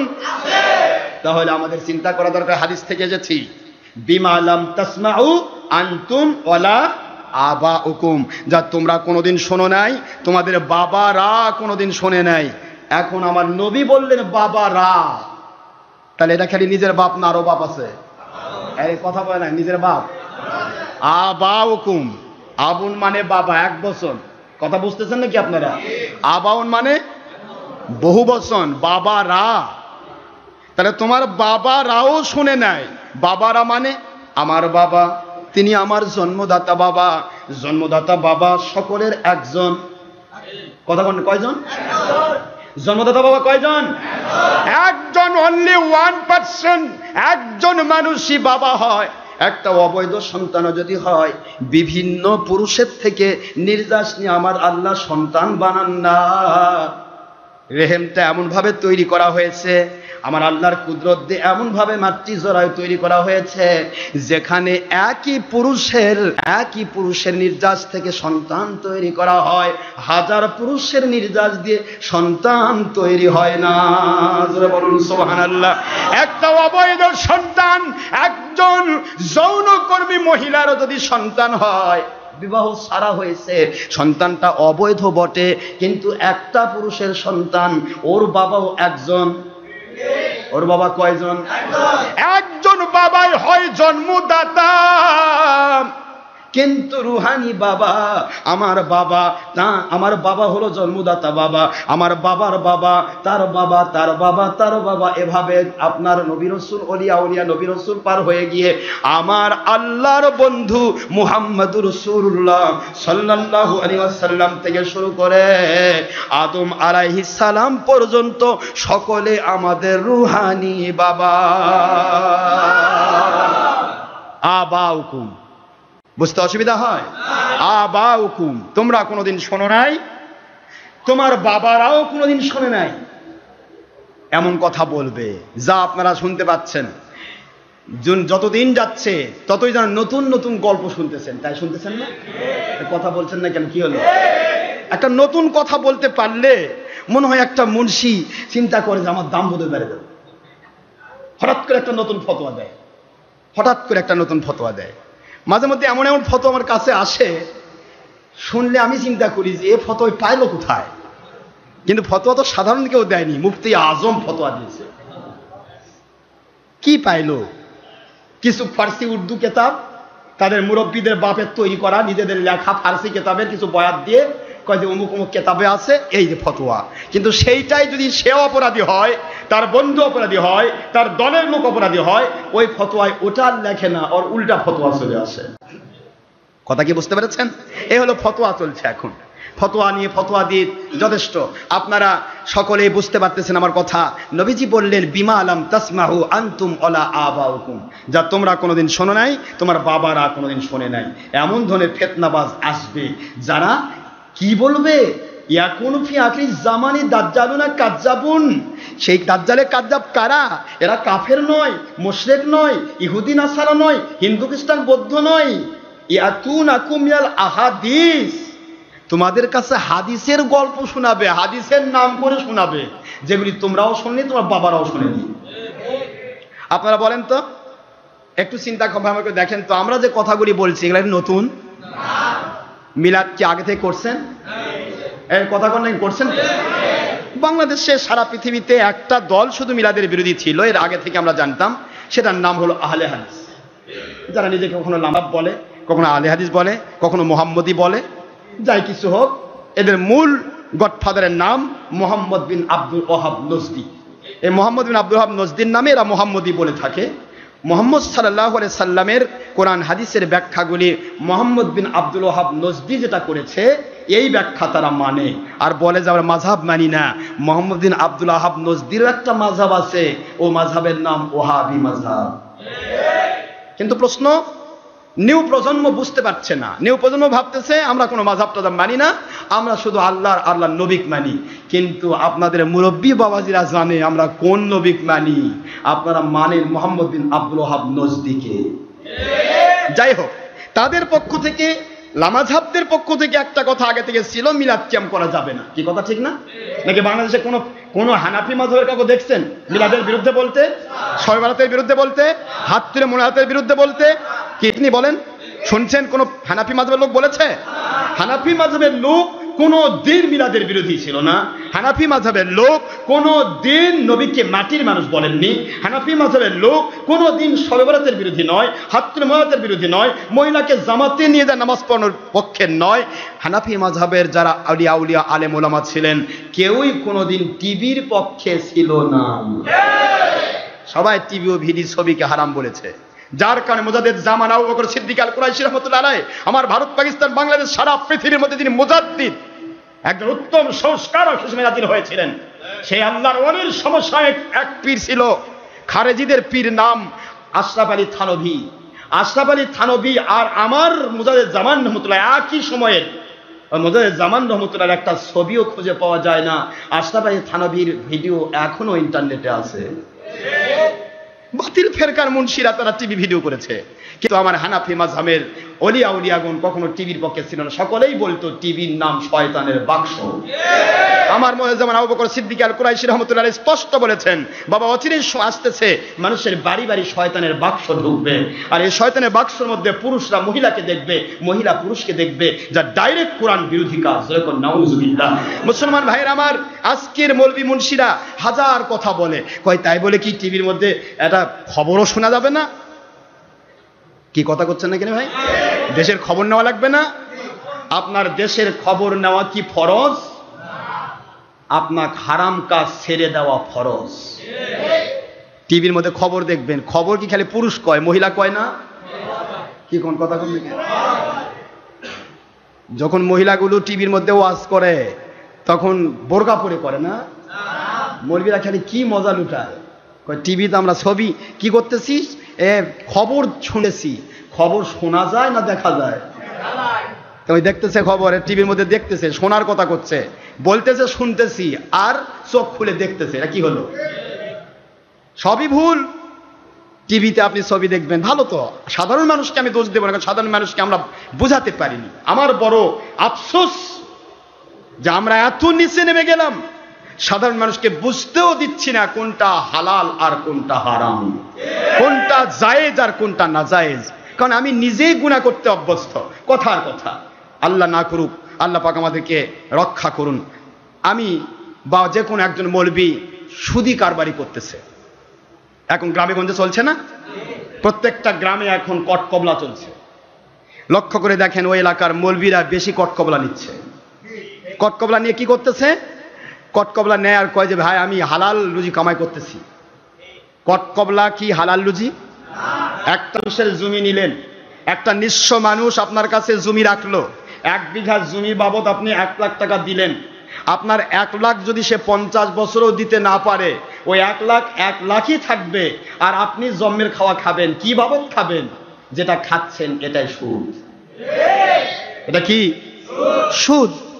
50 বছরে সে নিতে পারলো না, বাপ মরে গেল, বেটারাও নিতে পারছে না, লাস্টে সে খাচ্ছেই, টাকা থাকলো 1 লাখ। এই জিনিস চালু করলো। এখন এই চালু যে এলাকায় হয়েছে, ওই এলাকার সাধারণ মানুষ কি বুঝতেছে কটকবলা হারাম? আমি কিন্তু আপনাদের বোঝানোর জন্য বলছি। হারাম কাজ যখন মৌলবী মুন্সি করে, তখন সাধারণ মানুষ আর ওটাকে হারাম মনে করে না, ওটাকে হালাল মনে করে। আমার দ্বারা যখন অপরাধ হয়, আমি যদি আপনার স্ত্রীর সাথে দেখা করি, কথা বলি, আমার মুরিদের বউ বা আমার লাখ লাখ মুরিদ আছে, মহিলাও আছে, হাজার হাজার মহিলা মুরিদ আছে, তাদের সাথে যদি আমি নিজে দেখা করি, তাহলে ওই মহিলাগুলো মনে করবে আমার পীর সাহেবই আমার সাথে দেখা করতেছে, তাহলে তো আমি অন্য পুরুষের সাথে দেখা করতে পারবো। কি কথা বুঝতেছেন না? বোঝেন না? আমার পীর সাহেবই দেখা করতেছে আমার বইয়ের সাথে, তাহলে আমি আবার অন্যের সাথে দেখা করবো না কেন? এইরকম কিছু চলছে। আবার কিছু মুন্সি গ্রামগঞ্জে আছে যারা নিজের বইয়ের খুব পর্দা দেখায়, বোরকা টোরকা পরায় একবার নিয়ে যাচ্ছে, কিন্তু ও আবার কোনো মহিলার থেকে পর্দা করে না, পাইকারি ধরে মহিলাদের সাথে গল্প করেন। বউ পর্দায় থাকবে আর তুমি মহিলার সাথে গল্প করবে, এটা ইসলামী পর্দা নয়। ইসলামী পর্দা, স্ত্রী যেমন বোরকা পরে বেড়াবে, তুমি বোরকা পরবে না, ঠিক আছে, তুমি হলে পুরুষের জন্য চোখ হেফাজত করা এবং পরনারীর সোহবত থেকে নিজেকে হেফাজত করার চেষ্টা করা, এটা ফরজ। এই জন্য বুঝতে হবে, যখন হারাম কাজ কোনো পীর সাহেবের দ্বারা বা কোনো ওলির দ্বারা বা কোনো ইমামের দ্বারা শুরু হয়ে যায়, তখন তার মুরিদেরা, তার ভক্তরা, সেই ইমামের মুসল্লিরা সকলেই ওটাকে হালাল মনে করে। কি মনে করে? এই কিছুদিন আগে গেল ফিফা ওয়ার্ল্ড কাপ, না বিশ্বকাপ গেল, এই বিশ্বকাপ যখন খেলা হচ্ছে, গ্রামে গঞ্জে বিভিন্ন জায়গাতে মনে করেন যে এমন একটা কাজ শুরু করেছে যেন মনে হয় তার ফরজ ইবাদত। নামাজ নাই, কালাম নাই, আল্লাহ নাই, বিল্লাহ নাই, কিচ্ছু নাই। এই ওয়ার্ল্ড কাপ দেখার জন্য মন খারাপ করতেছেন নাকি আপনারা? ওয়ার্ল্ড কাপ দেখার জন্য প্রয়োজন বোধে 20 ইঞ্চি টিভি বাদ দিয়ে 40 ইঞ্চি কিনছে। নাউযুবিল্লাহি মিন যালিকাল কাযযাব। এটা আমি সাধারণ মানুষকে দোষ দেব না, আমাদের দোষ, আমরা মানুষকে বুঝাতে পারি না। বোঝার চেষ্টা করবেন আপনারা যে কি হলো। রাস্তায় রাস্তায় টিভি দেওয়া হলো, রাস্তায় রাস্তায় টিভি। আপনার মুসলিম ইমাম সাহেব মনে কাছে নামাজ পড়া এসে ইমাম মুয়াজ্জিন রাস্তায় বসে থাকে, আপনার সাথে ঘাড় ধরে টিভিতে খেলা দেখতেছে।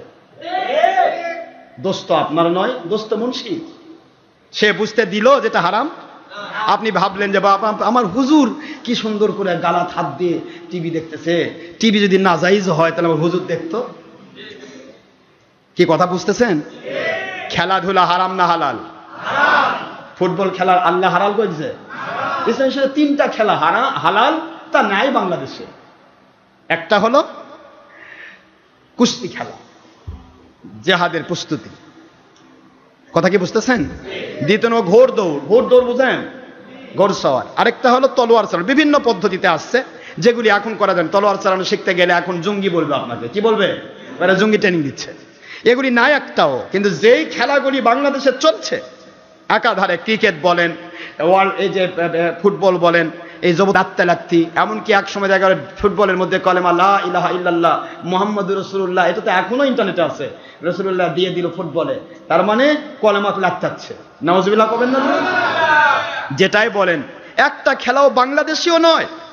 বাংলাদেশি খেলার মধ্যে আছে হাডুডু আর একটা কাবাডি, এগুলি বাংলাদেশি খেলা। বাংলাদেশি খেলা কিন্তু বাংলাদেশে চলে না। চলে কোথাকার খেলা? ওই রোনাল্ডো,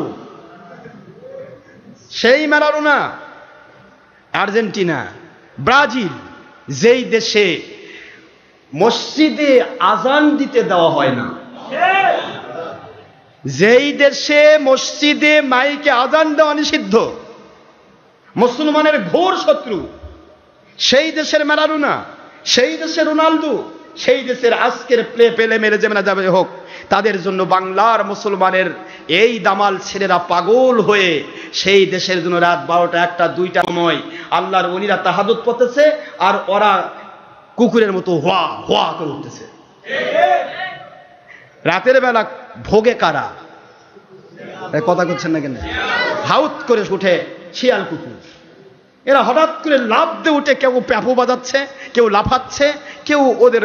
অথচ জিজ্ঞাসা করা হলো গত ওয়ার্ল্ড কাপে ম্যারাডোনাকে, ম্যারাডোনা বলতেছে বাংলাদেশের, তাকে বলা হলো যে বাংলাদেশের ছেলেরা, যুবকেরা আপনার জন্য খুবই মানে জান দিয়ে দিচ্ছে।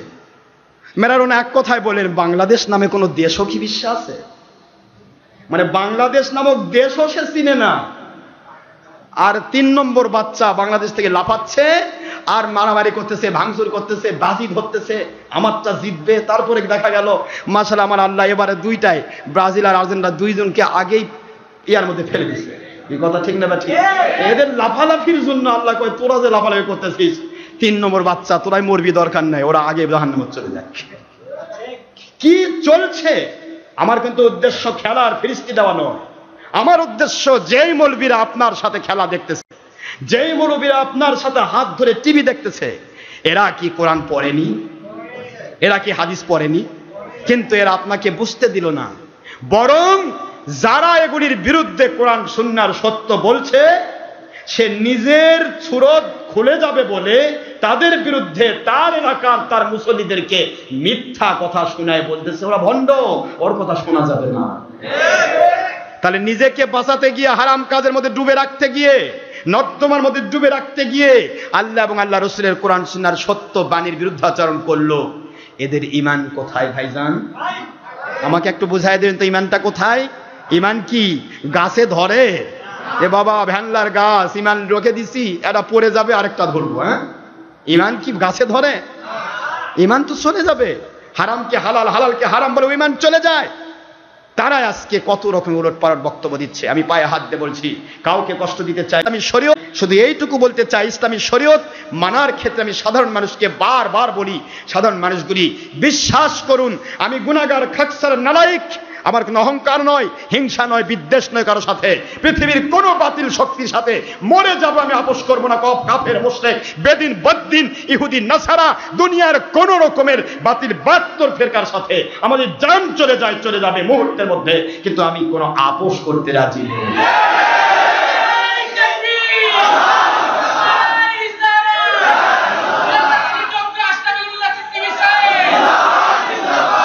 রাজি নই? কেন রাজি নই? কারণ আমার আল্লাহর বাণী এসেছে, কোরআন সুন্নাহর ভিত্তিতে বাণী এসেছে, লা তুআতাল মাখলুকি লিমাসিয়াতিল খালিক। আল্লাহ রাব্বুল আলামিনকে অসন্তুষ্ট করে দুনিয়ার কোন রাজা বাদশা বা কোন মাখলুককে খুশি করা যাবে না। জোরে বলুন সুবহানাল্লাহ। সুতরাং কাউকে খুশি করার জন্য কিছু কথা বলা যাবে না আমার সোনার ভাইয়েরা। কে কি বললো বেশ বিষয় নয়, দেখা হবে মালিকের কাছে কে কি করছেন, ঠিক না? ঠিক। শুধু এইটুকু বলতে চাই, আসুন, আমার কারোর সাথে দুশ্মনী নেই, আমি আপনাদের সকলকে বলছি সাধারণ মানুষগুলি আজকে ঠিক হয়ে যাবে। বিশ্বাস করুন, আমার পৃথিবীতে লাখ লাখ মুরিদ ভক্ত যারা, আমার বিশ্বাস আছে যিনি আমার সত্যিকারের ভক্ত, তার বাড়িতে কখনো আর্জেন্টিনা ব্রাজিলের পতাকা উঠে নাই। তা যদি সত্যি হয় তাহলে প্রত্যেকটা মসজিদের মুন্সি যদি এই কথাগুলি বুঝাতো, কোটি কোটি মুসলমান সত্য ইসলামটা বুঝতে পারত। ইসলামের সহিত হারাম হালাল মানুষ কেউ মানবে কেউ মানবে না, এটা স্বাভাবিক। কেউ নামাজ, তারপরে কিন্তু নামাজ পড়া যাবে না এই কথা যদি বলে কেউ, তাহলে কি হবে? সে কাফের হবে না? নামাজ পড়তেই হবে, ফরজ, এটাই ইসলাম। আর নামাজ সে পড়ছে না, সে কবিরা গুনাহ করছে। কিন্তু যদি বলে নামাজ পড়া যাবে না, এটা যেমন মদ খাওয়া হারাম, জেনা করা হারাম, টিভি আপনার, তারপরে মদ খাওয়া, জুয়া খেলা, তারপরে আপনার কি বলে জেনা করা, ব্যভিচার করা, চুরি করা, ডাকাতি করা, খুন করা, রাহাজানি করা, মানুষের ক্ষতি করা, দেশ জাতি ইসলামের ক্ষতি করা, জঙ্গিপনা করা, সন্ত্রাসীপনা করা, মানুষ খুন করা, সবকিছু হারাম। মা বাবার অবাধ্য হওয়া, সবকিছু হারাম, অমন হারাম। এই হারামগুলি যেমন কোরআন হাদিসের ভিত্তিতে হয়েছে, বুখারীর হাদিসের ভিত্তিতে হয়েছে, ওই একই কোরআন হাদিস ওই একই বুখারীর ভিত্তিতে এসেছে। বইস্তুলি কাসফির মাযামিরি ওয়াল আসনাম, আমি আখেরি নবী পৃথিবীতে নাজিল হয়েছি সমস্ত দুনিয়াতে গান বাজনা এবং ছবি মূর্তিকে ধ্বংস করার জন্য। যারা বলুন সুবহানাল্লাহ। বুখারী শরীফের দ্বিতীয় খণ্ড 880 পৃষ্ঠা খুললেই বাবের নাম কিতাবুত তাসবির, বাবুত তাসবির, অধ্যায়ের নামই ছবি মূর্তি। জোরে বলুন সুবহানাল্লাহ। তাহলে যেই হাদিসগুলি আপনি সুদ ঘুষ জেনা ব্যভিচার চুরি ডাকাতি খুন খারাপ এগুলি যেমন হারাম, ওই একই হারাম পজিশনে যেতে ছবি মূর্তি ভিডিও টিভি। আজকে বাংলাদেশ সহ সারা পৃথিবীর মানুষকে আমি বলতে চাই, বাংলাদেশের সাধারণ মানুষ যারা আওয়ামী লীগ বিএনপি বা পৃথিবীর যাবতীয় যারা কাজ করছেন, দেশের নেতার পোস্টে আছেন, তারা ইসলাম বোঝে না বা বুঝলেও বোঝার চেষ্টা করে না, সঠিক ইসলাম মানার চেষ্টা করে না। যার কারণে বাংলাদেশের সব জায়গায় দেখবেন ছবি আর ছবি, মূর্তি আর মূর্তি। কথা ঠিক না? কিন্তু এই ছবি মূর্তিগুলির ব্যাপারে আপনারা একটু চিন্তা করবেন তো দেখি, মন খারাপ হচ্ছে নাকি আপনাদের? একটু চিন্তা করবেন তো, বাংলাদেশে কোনো মুসলমান নাই? তো নবীজি যে বললেন আমি ছবি মূর্তি ধ্বংস করার জন্য আসছি, আমরা কোন নবীর উম্মত মুসলমান? কথা করছেন না কেন? আখেরি নবী কি আওয়ামী লীগের নয়? আখেরি নবী কি বিএনপির নয়? আখেরি নবী কি জামাতের নয়? আখেরি নবী কি চরমনায়ের নয়? আখেরি নবী কি ওই খারেজি ওয়াহাবি তবলিগি হেফাজতির নয়? তাহলে কেন তারা ছবি মূর্তি বাদ দিতে পারছে না? কেন বাদ দিতে পারছে না তারা? কারণ তারা শুধু ধর্মের নাম করে দুনিয়ার স্বার্থই লুট করতে চায়, আল্লাহ এবং নবীকে মানতে চায় না। পরিষ্কার কথা। আমি একটি দিয়ে বুঝালাম, হাজার কথা আছে, একটি দিয়ে বুঝালাম। পৃথিবীতে আমরা সাধারণ মানুষ যারা, তাদেরকে আমি দায়ী করি না এই জন্য যে আজকে বাংলাদেশে প্রায় 5 লক্ষ থেকে ওক্তিয়া মসজিদ সহ 10 লক্ষ মসজিদ, কয় লক্ষ বলে না?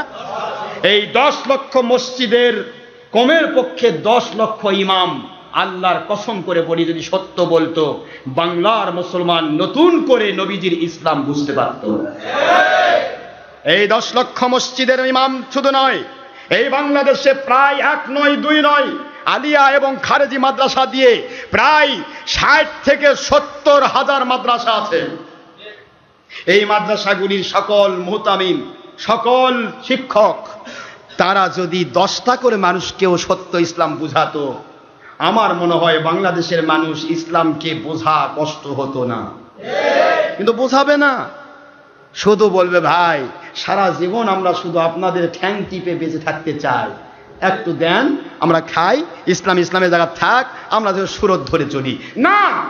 টুডে অর টুমরো বিশ্বাস করুন, টুডে অর টুমরো ইমাম মাহদী আলাইহিস সালাম নাজিল হয়ে যাবেন ইনশাআল্লাহ। ইমাম মাহদী আলাইহিস সালাম যখন নাজিল হবেন, সারা পৃথিবীর ইহুদি, নাসারা, খ্রিস্টান, আমেরিকা, সারা পৃথিবীর কোন বাতিল শক্তি, নয় কায়দা, নয় তালেবান, নয় দুনিয়ার শিয়া, মুতাজিলা, কাদিয়ানি, বাহাই, ওয়াহাবি, খারেজি, দুনিয়ার বাতিল ৭২ কেউ ঠেকাতে পারবেন না। কুরআন সুন্নাহর ওলি আউলিয়ার খেলাফত সারা পৃথিবীতে চলবে ইনশাআল্লাহ।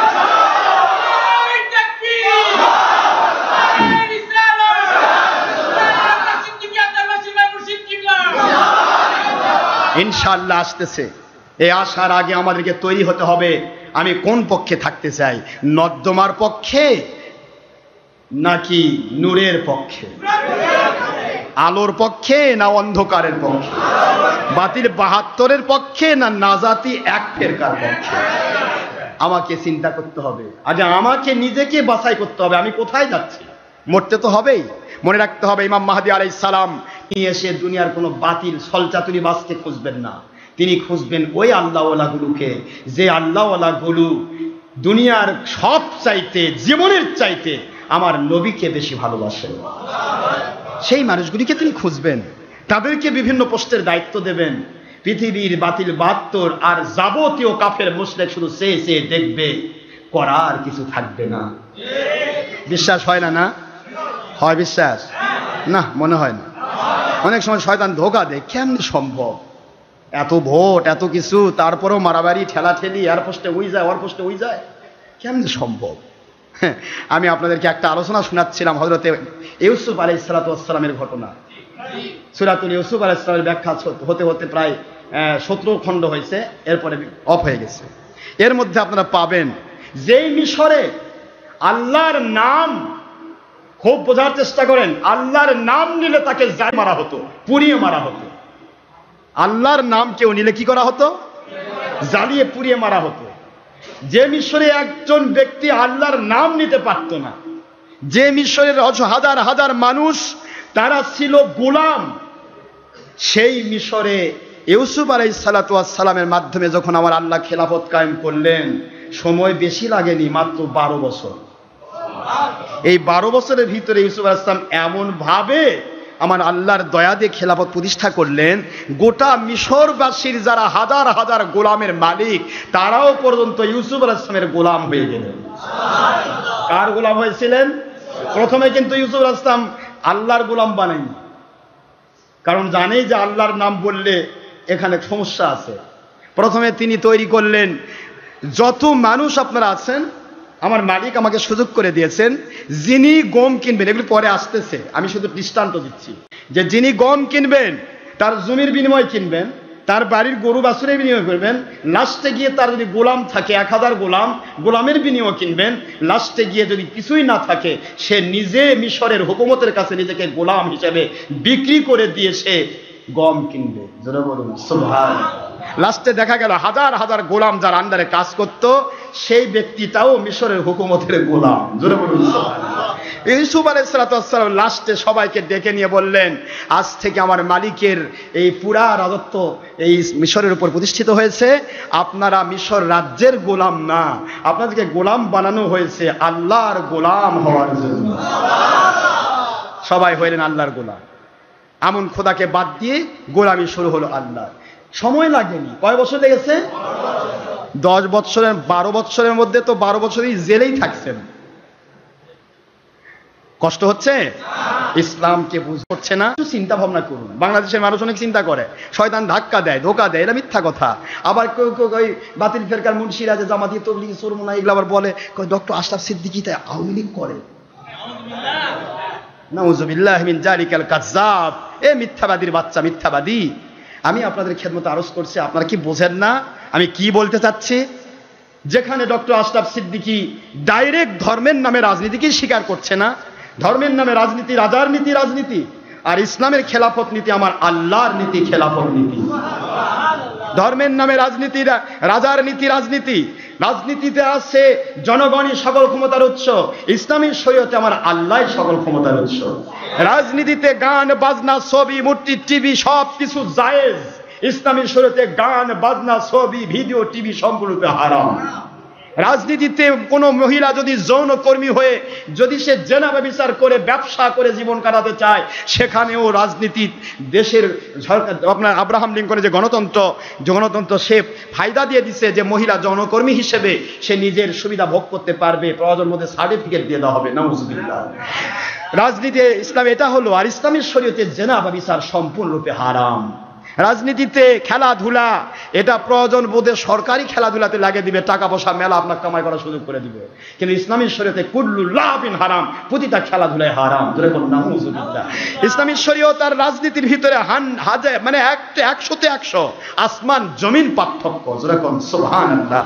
তারপরেও আজকে ডেড় ব্যাটারি মুন্সিরা বুঝতে না পেরে বা নিজেকে ধোকা দিতে গিয়ে বলে কি ডক্টর আশরাফ সিদ্দিকী আওয়ামী লীগ করে। আশরাফ সিদ্দিকী কোন লীগ করে না, ডক্টর আশরাফ সিদ্দিকী আমার মালিকের কাজ করে। মালিকের পক্ষ থেকে যা আদেশ করা হয়েছে, পৃথিবীর কোন শক্তিকে আমরা কোনো দিনও আমাদের কাছে কোনো ক্ষেত্রেই গ্রহণ করতে পারবো না, কারণ প্রতিটা শক্তির আধার মালিক হচ্ছেন আমার আল্লাহ। সুবহানাল্লাহ। সেই মালিকই যখন আমার সাথে, সেখানে দুনিয়ার কার সাথে আমার যোগাযোগের দরকার আছে? আমাদের দরকার একটাই, আমি আপনাদের পায়ে হাত দিয়ে বলছি, মিথ্যা কথা বলবেন না। বাংলাদেশে ইসলামী খেলাফত কায়েম সম্ভব কি সম্ভব নয়? জোরে বলুন, সম্ভব কি সম্ভব নয়? যদি সম্ভব হয়ে থাকে তা কিভাবে বলুন তো, কিভাবে সম্ভব, কিভাবে হবে? একটা ছোট্ট নজির দেখা। আপনারা বলেন তো, বাংলাদেশে খেলাফত তো আসবে মালিকের দয়া দিয়ে, জোর করে নয়, জুলুম করে নয়। মালিক প্রতিষ্ঠা করবেন, এটা গোটা দুনিয়া বসে থাকে সুবিধা লোভ করবে এবং ভোগ করবে সুবিধা, কথা বলার সুযোগ থাকবে না। কিন্তু বাংলাদেশে আপনারা দেখেছেন 3 মাসের নাম করে তত্ত্বাবধায়ক সরকার এসেছিল, ফখরুদ্দিন সরকার, মনে আছে আপনাদের? না ভুলে গেছেন? ফখরুদ্দিন সরকার এসেছিল কয় মাসের নাম করে? 3 মাসের নাম করে এসেছিল। এসে পালন করলো 2 বছর। আর এই 2 বছরে গত 2 টার্মের সরকার প্রধান 2 গ্রুপকেই, 2 গ্রুপের বিশাল বড় বড় নেতা, এমনকি 2 গ্রুপের প্রধানমন্ত্রী, তাদেরকে জেলের মধ্যে রাখলো। কথা হচ্ছে না কেন? রীতিমতো জেলের মধ্যে রাখে 2 বছর গোটা বাংলা শাসন করলো, কিন্তু কেউ কথা বলার সুযোগ থাকলো না, খাই সে দেখলো। এরে যেই 8টা বা 10টা লোক এই কামটা করলো, যে পুরা মন্ত্রীদের পর্যন্ত জেলের মধ্যে রাখলো, এত বড় কাম করলো। এই 8টা 10টা লোক তো আল্লাহওয়ালা নয়, আল্লাহর ওলি নয়, এরা সাধারণ মানুষ, প্যান্টুল পরা মানুষ। তাদের দ্বারা যদি 2 বছর বাংলা শান্ত হয়ে যায়, আমার মালিক যদি খেলাফত কায়েম করে দেন, সারা পৃথিবী 100 বছরের জন্য শান্ত হয়ে যাবে। পৃথিবীর কেউ রদ করতে পারবে না।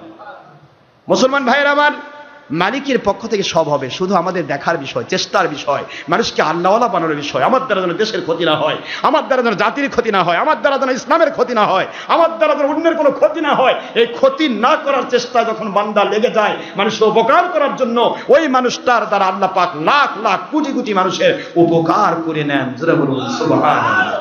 এটা মালিকের দয়া। আসুন, আমরা শেষ পর্বে চলে এসেছি। তাহলে আমাদেরকে এইটুকু বুঝতে হবে যে ইসলামী শরীয়ত শুধুমাত্র নাম বলার নাম নয়, এটা মানার নাম। কিসের নাম? মানার নাম। যার কারণে আল্লাহ বলেন সিরাতাল্লাযীনা আনআমতা আলাইহিম, নিয়ামত প্রাপ্ত বান্দা যারা ইসলাম মানে তাদের সাথে মিলে থাকো, তাহলেই তোমরা সিরাতাল মুস্তাকিম পেয়ে যাবে। সেই কথায় সূরাতুল ফাতিহার সেই কথায় আমি চলে আসলাম। আমি আপনাদের খেদমতে আরজ করি, মহান আল্লাহর দয়া এহসান। অনেকে অনেক জায়গা থেকে কষ্ট করে এসেছেন। অনেকে মনে ভাববেন যে হুজুর সময় তো কত বেজে গেল, আমরা তো নামাজ স্বাভাবিকভাবে পড়ি 1:00 বা 1:30, আপনার এখানে এরকম সময় লাগতেছে কেন? বাইরের লোকেরা যারা এসেছেন তারা বুঝতেছে এটাও বাতিল ফেরকার পক্ষ থেকে আপনাদেরকে ধোঁকা দেওয়া হয়েছে। যারা আজকে বলতেছে মিলাদ বেদাত, নবীর যুগে ছিল না, তারাই কিন্তু নির্দিষ্ট টাইমে নামাজ পড়াচ্ছে। এই নির্দিষ্ট টাইম ঘড়ির কাঁটা ফলো করে নামাজ পড়ানো, এটাও উত্তম নয়, একটা বেদাতে ছাইয়ে আমার আখিরি নবী, পৃথিবীর কারো হিম্মত নেই, আমার আখিরি নবী পৃথিবীর কোনো ঘড়িকে ফলো করে কাঁটায় ফলো করে নামাজ পড়িয়েছেন। কি কথা করছেন না কেন? হুজুর কি ঘড়ি ফলো করেছেন? তাই হুজুর পাক সাল্লাল্লাহু আলাইহি ওয়াসাল্লাম ফলো করেছেন জাওয়ালকে। জাওয়ালের সিস্টেমে হুজুর নামাজ পড়াইছেন, নামাজের টাইম কয়টা থেকে কয়টা পর্যন্ত এইটাও আজকের মুন্সিরা আপনাকে বুঝতে দিচ্ছে না। 1:30টার মধ্যে নামাজ পড়ে শেষ করে দিল। আমি অন্য সময়ের কথা বলছি না, শুক্রবার ছাড়া অন্য দিন যখন আপনি নামাজ পড়াবেন আমরা একটা নির্দিষ্ট টাইম দিয়ে দেই। তারপর আমাদের এখানে এই মসজিদে আমরা অন্য সময়ও জোহর হোক, আসর হোক, মাগরিব হোক, এশা হোক, যে কোনো নামাজের রক্ত আমার কমের পক্ষে 1 থেকে 2 মিনিট বা 5 মিনিট আমরা কি করি, পাস করে দেই। কেন দেই? কারণ নির্দিষ্টতা রেখে দিয়ে নামাজ পড়ানো এটাও একটা বেদাত। হুজুর পাক সাল্লাল্লাহু আলাইহি ওয়াসাল্লাম নির্দিষ্টতা রাখেননি। হুজুর 3টা টাইম দিয়েছেন নামাজের, আউয়াল, আওসাত, আখির। আউয়াল শুরু হলো, নামাজের ওয়াক্ত শুরু হলো 12টায়, শেষ হবে আখির, শেষ হবে নামাজের ওয়াক্ত শেষ হবে আসর নামাজের আজানের পূর্ব মুহূর্ত পর্যন্ত। একটু সুবহানাল্লাহ পড়বেন না? এটাই সেই হাদিস। মাঝখানে আওসাত, মধ্যম ওয়াক্ত হলো উত্তম ওয়াক্ত, আর মধ্যম ওয়াক্তটা থাকে বড়দিনের 1:30টা থেকে 3:15 পর্যন্ত। কিন্তু আপনাকে 1:01টার মধ্যে নামাজ পড়া ছেড়ে দিয়ে বলতেছে আমরা সঠিক সময়ে নামাজ পড়ালাম, আর উনি ডক্টর আশরাফ সিদ্দিকী সে কি করতেছে, অসময়ে নামাজ পড়া। নামাজের টাইম কয়টার থেকে কয়টা এ জ্ঞানটুকুও নাই এই ধর্ম ব্যবসায়ী মুন্সিদের। অসময়ে নামাজ পড়ে, নামাজের টাইম বলে থাকে না, নামাজের টাইম পার হয়ে যায়। ইসলামী শরীয়ত মানার জন্য এসেছেন আপনি এখানে। আমি 1 ঘন্টা ওয়াজ করার দরকার নেই, 10 মিনিট কথা বলে আমি বাড়িতে বিদায় হয়ে চলে যেতে পারতাম, বাড়িতে গিয়ে আরামে ঘুম পাড়তে পারতাম, নয়তো আবার অন্য কাজ করতে পারতাম। অন্য মৌলবীরা যা করে, নামাজ পড়ে দেয় দৌড়, যায় অমুকের বেটি পড়াচ্ছে, দেখা যাচ্ছে পড়াতে পড়াতে একদিন বেটি ক্লিপ ফেলে গেছে, এই এখান থেকে গেল কয়দিন আগে, নাই পালাই গেছে, মৌলবী নাই। আমি যদি ধান্দাবাজ হতাম তাহলে আমিও তো 1:30টার মধ্যে নামাজ শেষ করে বাড়ির দৌড় দিতাম, যা খাইতাম, ঘুরতাম না, টিভির পর্দা ঘুরতাম, নাউজুবিল্লাহ। যেমন বর্তমান মুর্শিদা টিভি দেখে, আমাদের তো টিভি নাই, টিভি তো আমরা দেখি না, আমরা ইন্টারনেট রেডিও ছাড়ছি। যদি টিভি জায়েজ থাকতো তাহলে আমরা টিভিতে সব চ্যানেল আমাদের ওয়াজ চলে যেত, কিন্তু টিভি যেহেতু জায়েজ নেই, আমার মরণ আসবে, কিন্তু আমি টিভিকে স্বীকৃতি দেব না ইনশাআল্লাহ। কিন্তু প্রশ্ন হচ্ছে, আমি তো ইচ্ছা করলে বাড়িতে গিয়ে ঘুম পাড়তে পারতাম, আমাকে কে ঠেকাতো? নাকি আমার সমস্যা হতো কিছু? কিন্তু আপনারা যে কষ্ট করে এসেছেন, বিভিন্ন ডিস্ট্রিক্ট থেকে এসেছেন, বিভিন্ন থানা থেকে এসেছেন, বগুড়ার বিভিন্ন মহল্লা থেকে এসেছেন, এসি মসজিদ অতিক্রম করে টাকা ব্যয় করে পাগলের মতো ছুটে এসেছেন, আপনারা যেন আল্লাহর কাছে কিয়ামতের দিন একটা নজির দেখাতে পারেন, আমার মালিক অমুক জায়গায় গিয়েছিলাম 10 মিনিটের জন্য নামাজ পড়তে, কিন্তু গিয়ে 2 ঘন্টা সময় লাগানো হয়েছে, এই 2টি ঘন্টার মূল্য দেওয়া হবে 700 থেকে 10 থেকে 700 গুণ। এই যে সওয়াব আপনাকে দেওয়া হলো, হতে পারে এটাও আপনার নাজাতের ওসিলা। বুখারীর হাদিসে এসেছে, আল্লাহর বন্ধু বলেন, দুনিয়ার কোন মানুষ যদি নামাজের আশায়, নামাজকে উদ্দেশ্য করে, আল্লাহকে পাওয়ার আশায়, হক পথকে পাওয়ার আশায় দুনিয়ার যত দৌড় সে দৌড় দিয়ে যাবে, তার প্রত্যেকটা কদমের বিনিময়ে 1 বছরের নফল নামাজ রোজার সওয়াব দেওয়া হবে। একটা মানুষ আল্লাহকে পাওয়ার জন্য যদি কথার কথা মসজিদে গেল, আল্লাহর কোন ওলির দরবারে গেল নামাজ আদায়ের জন্য, নামাজ আদায় করতে গিয়ে নামাজ আদায়ের জন্য যতক্ষণ টাইম নিল, আমি সহিহ হাদিস আপনাদেরকে বোঝাচ্ছি। হুজুর পাক সাল্লাল্লাহু আলাইহি ওয়াসাল্লাম মসজিদে নববীতে তিনি যখন নামাজে আসার সমস্যা হতো, হুজুর জানতেন আমি আজকে অমুক নামাজে আসবো না, হুজুর সাল্লাল্লাহু আলাইহি ওয়াসাল্লাম হযরতে আবু বকর সিদ্দিক রাদিয়াল্লাহু তাআলা আনহু ওনার উপর দায়িত্ব দিয়ে দিতেন, অমুক নামাজে আবু বকর নামাজ পড়াবেন। কিন্তু যেই নামাজে হুজুর কাউকে দায়িত্ব অর্পণ করেন নাই, বোঝা যেত হুজুর আসবেন, ওই নামাজ কেউ আদায় করতো না, হুজুর পাক সাল্লাল্লাহু আলাইহি ওয়াসাল্লামের অপেক্ষায় থাকা হতো। মসজিদে নববীতে হুজুর আসতেন, দেখা যাচ্ছে একদিন হুজুর মসজিদে আসলেন, নামাজে যোহর নামাজ হবে, যোহর নামাজের আগে হুজুর মসজিদে আসলেন, এসে দেখা গেল সকল সাহাবায়ে কেরাম মসজিদে উপস্থিত হয়েছে। আল্লাহর বন্ধু আস্তে আস্তে সময় লেগে গেল, আসরের রক্ত হয়ে গেল, হুজুর পাক সাল্লাল্লাহু আলাইহি ওয়াসাল্লাম যোহর নামাজ পড়ালেন, এরপরে আসরের আজান দেওয়ালেন। আল্লাহর বন্ধু বললেন, যোহরের নামাজের ওয়াক্তের শেষ দেখানোর জন্য আজকে শরীয়তের নবী এই সময় নামাজে এসেছেন। আল্লাহু আকবার, জোরে বলুন। এশার নামাজ সাহাবায়ে কেরাম মসজিদে বসা, আল্লাহর বন্ধু আসতেছেন না, সকলেই জিকিরে মশগুল আছেন, সকলে সে মসজিদ ভরপুর হয়ে গেল, পুরা মসজিদ কাতারবদ্ধ হয়ে ভরপুর হয়ে গেছে, সকল মুসল্লিরা বসে আল্লাহর জিকিরে মশগুল। আসতেছেন না হুজুর, আসতেছেন না। এমন সময় আসলেন হুজুর, ঠিক যেন রাত্রি দ্বিপ্রহর হয়ে গেছে। সুবহানাল্লাহ পড়বেন না? আজকে রাতের 12টা 1টা এরকম টাইমে আল্লাহর বন্ধু চলে আসলেন। সাহাবায়ে কেরাম রাদিয়াল্লাহু আনহুম হুজুর পাক সাল্লাল্লাহু আলাইহি ওয়াসাল্লাম ওনার মহব্বতের সঙ্গে সঙ্গে দাঁড়িয়ে গেলেন। আল্লাহর বন্ধু বললেন, আপনারা কি নামাজের সবাই বসে আছেন? সবাই বলেন, ইয়া রাসূলুল্লাহ, ইয়া হাবিবাল্লাহ, আয় আল্লাহর বন্ধু, আমরা নামাজের জন্য বসে রয়েছি, এশা নামাজ। আল্লাহর বন্ধু বললেন, শুনে নেন। আল্লাহর বন্ধু বললেন, শুনে নেন ও আমার সাহাবায়ে কেরাম রাদিয়াল্লাহু তাআলা আনহুম, নামাজের আশায় যিনি আল্লাহর ঘরে এসে বসবেন, যতক্ষণ পর্যন্ত বসে থাকবেন, আপনারা যে এতক্ষণ বসে আছেন এশা নামাজের জন্য, এতক্ষণ ধরে আপনারা নামাজই আদায় করতেছেন, এই সওয়াব আমার আল্লাহ আপনাদের নামায় আমলে দিয়ে দিবে। নামাজের জন্য এসেছেন, কি উদ্দেশ্যে এসেছেন? যতক্ষণ টাইম দেবেন সে সময় আমার আল্লাহ দেবেন, আর এর বিনিময় দেওয়া হবে 10 থেকে 700 গুণ। আপনারা দূর দূরান্তে কষ্ট করে এসেছেন, আপনারা যেন কিছু নিয়ে যেতে পারেন, এই জন্য আমাকে এত কষ্ট করতে হয়। তাছাড়া আমারও রেস্ট করতে মন চায়, ঠিক না? ঠিক নাকি বলবেন, হুজুর আজকে 2 ঘন্টা বেশি দিচ্ছেন, হুজুর আপনাকে 10 টাকা করে হাদিয়া দিচ্ছি। হুজুর আমি কি হাদিয়া চাই কারো কাছে? 50 পয়সা হাদিয়ার দরকার, আমার মালিক আমাকে চালাবে। মালিক দয়া করে এহসান করে আমাকে যা দিয়েছেন, এটা আমি আমার মালিকের দয়া আমি যথেষ্ট ভালো আছি। কিন্তু আমি একটি কথা আপনাদের বলবো, কাউকে ফাঁকি দেওয়ার জন্য আমি কিছু করছি না ভাইজান, আমি করছি আপনাকে আল্লাহর কাছ থেকে কিছু নিয়ে দেওয়ার জন্য। দোয়া হয়, এখানে এসে আপনারা অনেক কিছু পাচ্ছেন, হয়তো মনে মনে অনেক রকম কন্ট্রাডিকশন হচ্ছে। কয় হুজুর এতদিন জানলাম নামাজ দেড়টায় হয়, আপনি যাচ্ছেন চলে, কোথায় গেল? এটা 1 নম্বর। 2 নম্বর, আমাদের এলাকায় মসজিদে নামাজ পড়ি, মসজিদে নামাজ হয়, নামাজ ফেরার পর সালাম ফিরে সবাই দুধ দেয়, আর আপনার এখানে দেখি নামাজের পরে সালাম ফিরে আবার প্রশ্ন উত্তর হওয়ার পর আবার দোয়া হচ্ছে, সে দোয়া লম্বা হচ্ছে 20 মিনিট। ব্যাপার কি হুজুর? উল্টা পাল্টা হচ্ছে, মানে এটাই উল্টা লাগতেছে। কি কন আপনারা? এটাই কি লাগতেছে? উল্টা লাগতেছে। আসলাম, আসার সময় সবাই দাঁড়ালো, আমি কি কাউকে বলছি আপনারা দাঁড়ান? সবাই দাঁড়ালেন, তাকবীর হলো। হুজুর কোন মসজিদে তাকবীর দিতে দেখি না, কোন মসজিদে তো ইমামের জন্য দাঁড়াতে দেখি না, কোন দিক দিয়ে কোথায় ইমাম ঢুকলো, ইমামের কাছ থেকে নামাজ পড়ে বিদায় হলো, মুসল্লিরা সবাই দৌড় দিল, ইমাম কোথায়, মুয়াজ্জিন কোথায়, কারো কেউ খবর নিল না, যার কামায় দৌড় দিল। প্রয়োজনে সালামের পরেই আসসালামু আলাইকুম রহমতুল্লাহ, ডান দিকে বাম দিকে সালাম দিয়ে কিসের মোনাজাত, কিসের কি, পুরাতন জুতা রেখে নতুন জুতা নিয়ে পালে চলে গেল। কথা ঠিক না? ঠিক। হুজুর এত কিছু বাইরে দেখতেছি, আপনার এখানে আসে সব উল্টা পাল্টা দেখতেছি, ব্যাপারটা কি? নতুন প্রজন্ম বুঝবে এটাই নতুন। আমার সম্মানিত ইয়ং জেনারেশন, এই যে নিয়ম আমি করছি, এটাই আমার নবীজির দেওয়া পুরাতন ইসলাম। যত চালু করা হচ্ছে সব নতুন। পুরাতন ইসলাম কিভাবে? আল্লাহ বলেছেন ফাকাব্বিরহু তাকবীরা, তোমরা বেশি করে আমার তাকবীর দাও। তাকবীর কখন দেয়? আপনার বাড়ির মধ্যে দিবেন না? নারায়ে তাকবীর, একলা একলা তাকবীর মাঝে গিয়ে পাগলা টালা হলো নাকি? তাকবীর কখন দিবেন আপনি?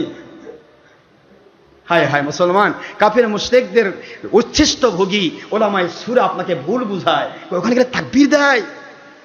আরে তাকবীর দিলে শয়তান 15 মাইল বেগে বাতাস মারে আর পালায়। তাহলে তাকবীর দেখে যে ভয় পায়, এর উপর শয়তান ভর করে আছে। তাকবীর ইসলামী শরীয়তে আছে? আচ্ছা, তাকবীরের মধ্যে হুজুর পাক সাল্লাল্লাহু আলাইহি ওয়াসাল্লাম ওনার পক্ষ থেকে হুজুর পাক সাল্লাল্লাহু আলাইহি ওয়াসাল্লামের কথা কেন বলা হয়? যেখানে লা ইলাহা ইল্লাল্লাহ বলা হবে, মনে রাখতে হবে ওখানে মুহাম্মাদুর রাসূলুল্লাহ সাল্লাল্লাহু আলাইহি ওয়াসাল্লাম। একটু জোরে বলেন, মুহাম্মাদুর রাসূলুল্লাহ সাল্লাল্লাহু আলাইহি ওয়াসাল্লাম। কেউ যদি লা ইলাহা ইল্লাল্লাহ কিয়ামত পর্যন্ত পড়ে আর মুহাম্মাদুর রাসূলুল্লাহ যদি সাল্লাল্লাহু আলাইহি ওয়াসাল্লাম না পড়ে, বিশ্বাস করুন সে মুসলমান হতে পারবে না। আপনি আশহাদু আল্লা ইলাহা ইল্লাল্লাহ কিয়ামত পর্যন্ত আপনি তো দিবেন, আযানের মধ্যে দিবেন, ইকামতের মধ্যে দিবেন, কিন্তু আশহাদু আন্না মুহাম্মাদুর রাসূলুল্লাহ পড়বেন না, আপনার আযান ইকামত কিয়ামত পর্যন্ত কবুল হবে না। আপনি দোয়া করবেন, লাখ লক্ষ কোটি কোটি মানুষকে নিয়ে দোয়া করবেন, কিন্তু আপনার দোয়া কবুল হবে না যদি দোয়ার আগে পিছে নবীর উপর দরুদ সালাম না হয়। এগুলি নবীদের শেখানো। হুজুর বলেছেন দুআউ মাওকুফুম বাইনাস সামাই ওয়াল আরদ হাত্তা তুসাল্লি আলাইহা, দোয়া আসমানের জমিনের মাঝখানে ঝুলন্ত করে রাখা হয়, হ্যাঙ্গিং করে রাখা হয়, কবুল করা হয় না যতক্ষণ পর্যন্ত আমার উপরে দরুদ পড়া না হয়। মুসলমান ভাইয়ের আমার, দোয়ার কবুলের শর্ত নবীর উপর দরুদ। নামাজ সারা জীবন পড়বেন, সব কিছু করেছেন, আত্তাহিয়াতুও পড়েছেন, আপনি সব পড়েছেন, দরুদে ইব্রাহিমী পড়েন নাই, আসসালামু আলাইকা আইয়ুহান নবী ওয়া রাহমাতুল্লাহি ওয়া বারাকাতুহু পড়েন নাই, কিয়ামত পর্যন্ত আপনি নামাজ পড়েন, আপনার নামাজ কবুল হতে পারে না। জানাজা, কিয়ামত পর্যন্ত আপনি জানাজা পড়েন, তার জানাজা কবুল হবে না যদি জানাজার ভিতরে দ্বিতীয় তাকবীরে আমার নবীর উপর দোয়া না থাকে, দরুদ না থাকে। সুবহানাল্লাহ পড়বেন না জোরে? দাফন করবেন আপনি বিসমিল্লাহ বলে দাফন করবেন, সকল জায়গায় বিসমিল্লাহ যথেষ্ট, বিসমিল্লাহ বলে কাজ শুরু করবেন, বিসমিল্লাহ সব করবেন। যদিও আমরা বিসমিল্লাহর সাথে নবীর উপর দরুদ ও সেটিং রাখি, আমরা তরিকতের মানুষ, কিন্তু বিসমিল্লাহ বলে যথেষ্ট। দাফন করতে গিয়ে বিসমিল্লাহি ওয়া আলা মিল্লাতি রাসূলিল্লাহ না পড়লে আপনার দাফন কবুল হবে না। কথা কি বোঝা যাচ্ছে? এই জন্যই যেখানে লা ইলাহা ইল্লাল্লাহ সেখানে মুহাম্মাদুর রাসূলুল্লাহ সাল্লাল্লাহু আলাইহি ওয়াসাল্লাম, যেখানে নারায়ে তাকবীর সেখানেই নারায়ে রিসালাত। জোরে বলুন সুবহানাল্লাহ। আল্লাহর বন্ধুর নাম রিসালাত আর আল্লাহর তাওহীদ, এটা মনে থাকবে আপনাদের। শুধু তাওহীদ দেও মুসলিম হওয়া যাবে না, শুধু রিসালাত দেও মুসলিম হওয়া যাবে না, শুধু নবী দিয়ে মুসলিম হওয়া যাবে না, শুধু আল্লাহ দিয়ে মুসলিম হওয়া যাবে না। আল্লাহ এবং নবী, তাওহীদ এবং রিসালাত দুইটি যতক্ষণ বলা হয়েছে ততক্ষণ পর্যন্ত সে মুসলিম হবে না। যারা বলুন সুবহানাল্লাহ। মুসলমান ভাইয়েরা আমার, এই জন্য এখানে যে জিনিসগুলি দেখতেছেন আপনাদের হয়তো সমস্যা হচ্ছে, মনে মনে ভাবতেছেন হুজুর কেমন হচ্ছে, উল্টাপাল্টা হয়ে যাচ্ছে। দাঁড়ালেন, সবাই দাঁড়ালেন, এই দাঁড়ানোর কথাটাও বাইরের থেকে যারা আজকে ভালোকা থেকে এসেছেন, ময়মনসিংহ থেকে বিভিন্ন জায়গা থেকে এসেছেন, আমার ভাইজান এসেছেন। ভাইজান তো অনেক মহাজ্ঞানী মানুষ, আমার হুজুরের খাস খেলা খলিফা, ওনারা তো অনেক অনেক জ্ঞানী মানুষ। তো অনেকের মনের মধ্যে এই জিনিসটা সন্দেহ হতে পারে, কেন নামাজের টাইম নামাজ পড়বে, হুজুর এত পেশাল পারে কেন? এর পেশালও মনে করে অনেকে, বাইরে যা বাতিল করে কয় খালি পেশাল পারে। এই পেশালই হবে কিয়ামতের দিন তোমার নাজাতের ওসিলা। মনে রেখে দিও, আমার পেশাল মুখস্থ করে রেখে দিও, আমি মরে গেলে বুঝতে পারবো, আর নয়তো বা তোমরা মরে গেলে বুঝতে পারবে যে ডক্টর আশরাফ সিদ্দিকী পেশালটা কি জন্য ছিল, নিজেকে জাহির করার জন্য নাকি আমাদের উপকারের জন্য। এটা বুঝে আসবে সেদিন, যেদিন কবরে যাব। আমি শুধু এইটুকু বলতে চাচ্ছি, আমি শরীয়ত আপনাকে বোঝানোর চেষ্টা করছি। আমি এই যে দাঁড়ানোর ক্ষেত্রটাতেও আপনাকে ভুল বোঝায়। আপনারা বলেন তো, এমন কোন স্কুলে পড়েছেন কিনা, স্কুল কলেজ ইউনিভার্সিটি, যেখানে কোনো টিচার ক্লাসে আসলে দাঁড়াতে হয় না? এর কথা বলতে কি হলো? প্রত্যেকটা স্কুল, প্রত্যেকটা কলেজ ইউনিভার্সিটি, এমনকি আমরা মুস্তাফিয়া আলিয়া মাদ্রাসায় পড়েছি, যখন এই আলিয়া মাদ্রাসার টিচাররা আমাদেরকে আপনি করে বলতেন, তারপরেও কিন্তু ওই টিচাররা আসলে আমরা তাদের মহব্বতে দাঁড়াই যেতাম। কেন দাঁড়ানো হতো? এই দাঁড়ানোর পদ্ধতিটা কি? টিচার আপনাকে শেখাবে দুনিয়াবি জ্ঞান, আর মসজিদে যাচ্ছেন ইমামের পিছে নামাজ পড়ে ইমামের কাছ থেকে কিছু আল্লাহ এবং রসুলের জ্ঞান নেবেন। আল্লাহ এবং রসুলের জ্ঞান যারা শিক্ষা দেন, কিয়ামতের জ্ঞান, আখিরাতের জ্ঞান, জান্নাত জাহান্নামের জ্ঞান, এই জ্ঞানগুলি যিনি শিক্ষা দেন, তার অস্তিত্ব আপনার স্কুলের ওস্তাদের চাইতে কম না? তাহলে স্কুলের ওস্তাদের জন্য দান যাবে, কিন্তু ইমাম সাহেবের জন্য, পীর সাহেবের জন্য দাঁড়ানো শিরক হবে। এই তো নাউজুবিল্লাহ পড়বেন না জোরে? এগুলি অযথাই আসেননি সোনার ভাই। আমার নবীজি পাক সাল্লাল্লাহু আলাইহি ওয়াসাল্লামের সামনে আখেরি নবী, যিনি দু জাহানের বাদশাহ বানাইছে যাকে আল্লাহ, যে আখেরি নবী, নবী রাসূল আলাইহিস সালাম, ওনাদেরও নবী রাসূল, গোটা জগৎ এমনকি জান্নাত জাহান্নামও তৈরি হতো না, আমার আল্লাহ বুঝিয়ে দিয়েছেন। আমি পরিষ্কার সহিহ মুসলিমের হাদিস দিয়ে আপনাদের গত জুমাতে বুঝিয়ে দিয়েছি।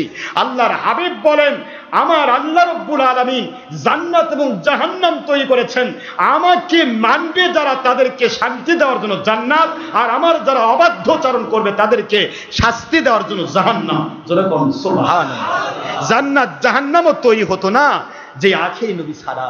সেই আখেরি নবী মুহাম্মদুর রাসূলুল্লাহ সাল্লাল্লাহু আলাইহি ওয়াসাল্লাম, ফাতেমাতুজ জহরা রাদিয়াল্লাহু তাআলা আনহা যখন তার সামনে আসতেন, হুজুর মহব্বতের সাথে দাঁড়িয়ে যেতেন। আমার নবী দাঁড়ায় কি শিক্ষা দিলেন? এখানে ফাতেমাতুজ জহরা রাদিয়াল্লাহু তাআলা আনহা, তার নিজের কন্যা, যাকে হুজুর বলতেন বিদাতুম মিন্নি, ফাতেমাতুজ জহরা আমার কলিজার টুকরা, যারা বলুন সুবহানাল্লাহ, যার মাধ্যমে হুজুরের বংশ জারি আছে। সেই আখিরি রাসূল হুজুর পাক সাল্লাল্লাহু আলাইহি ওয়াসাল্লাম ফাতেমাতুজ জহরার মহব্বতে দাঁড়াতেন। আর ফাতেমাতুজ জোহরা রাদিয়াল্লাহু তাআলা আনহা সহ সকল সাহাবায়ে কেরাম আমার আখিরি নবীর জন্য দাঁড়াতেন সম্মানের সাথে। সুবহানাল্লাহ। সবই সহিহ হাদিস, মিশকাতের হাদিস, মুসলিমের হাদিস। এই হাদিসগুলিকে অস্বীকার করা হয়। হাদি ভাইরা আমার, দাঁড়ানো এটা নবীজি পাক সাল্লাল্লাহু আলাইহি ওয়াসাল্লাম শিক্ষা দিয়েছেন। আমাদের শিক্ষার কোনো দরকার নেই, আমরা শিখছি নবীজি থেকে। সাদ বিন মুআয রাদিয়াল্লাহু আনহু হাসলেন, হুজুর বললেন, যিনি আপনাদের নেতা এসেছে, যিনি আপনাদের জিহাদের সর্দার, ওই সর্দারের সম্মানে কুমু। এই অর্ডারটা আমার নয়, এই অর্ডারটা দুনিয়ার কোনো কিতাবের নয়, এটা আমার নবীর সহিহ হাদিসের ইবারত।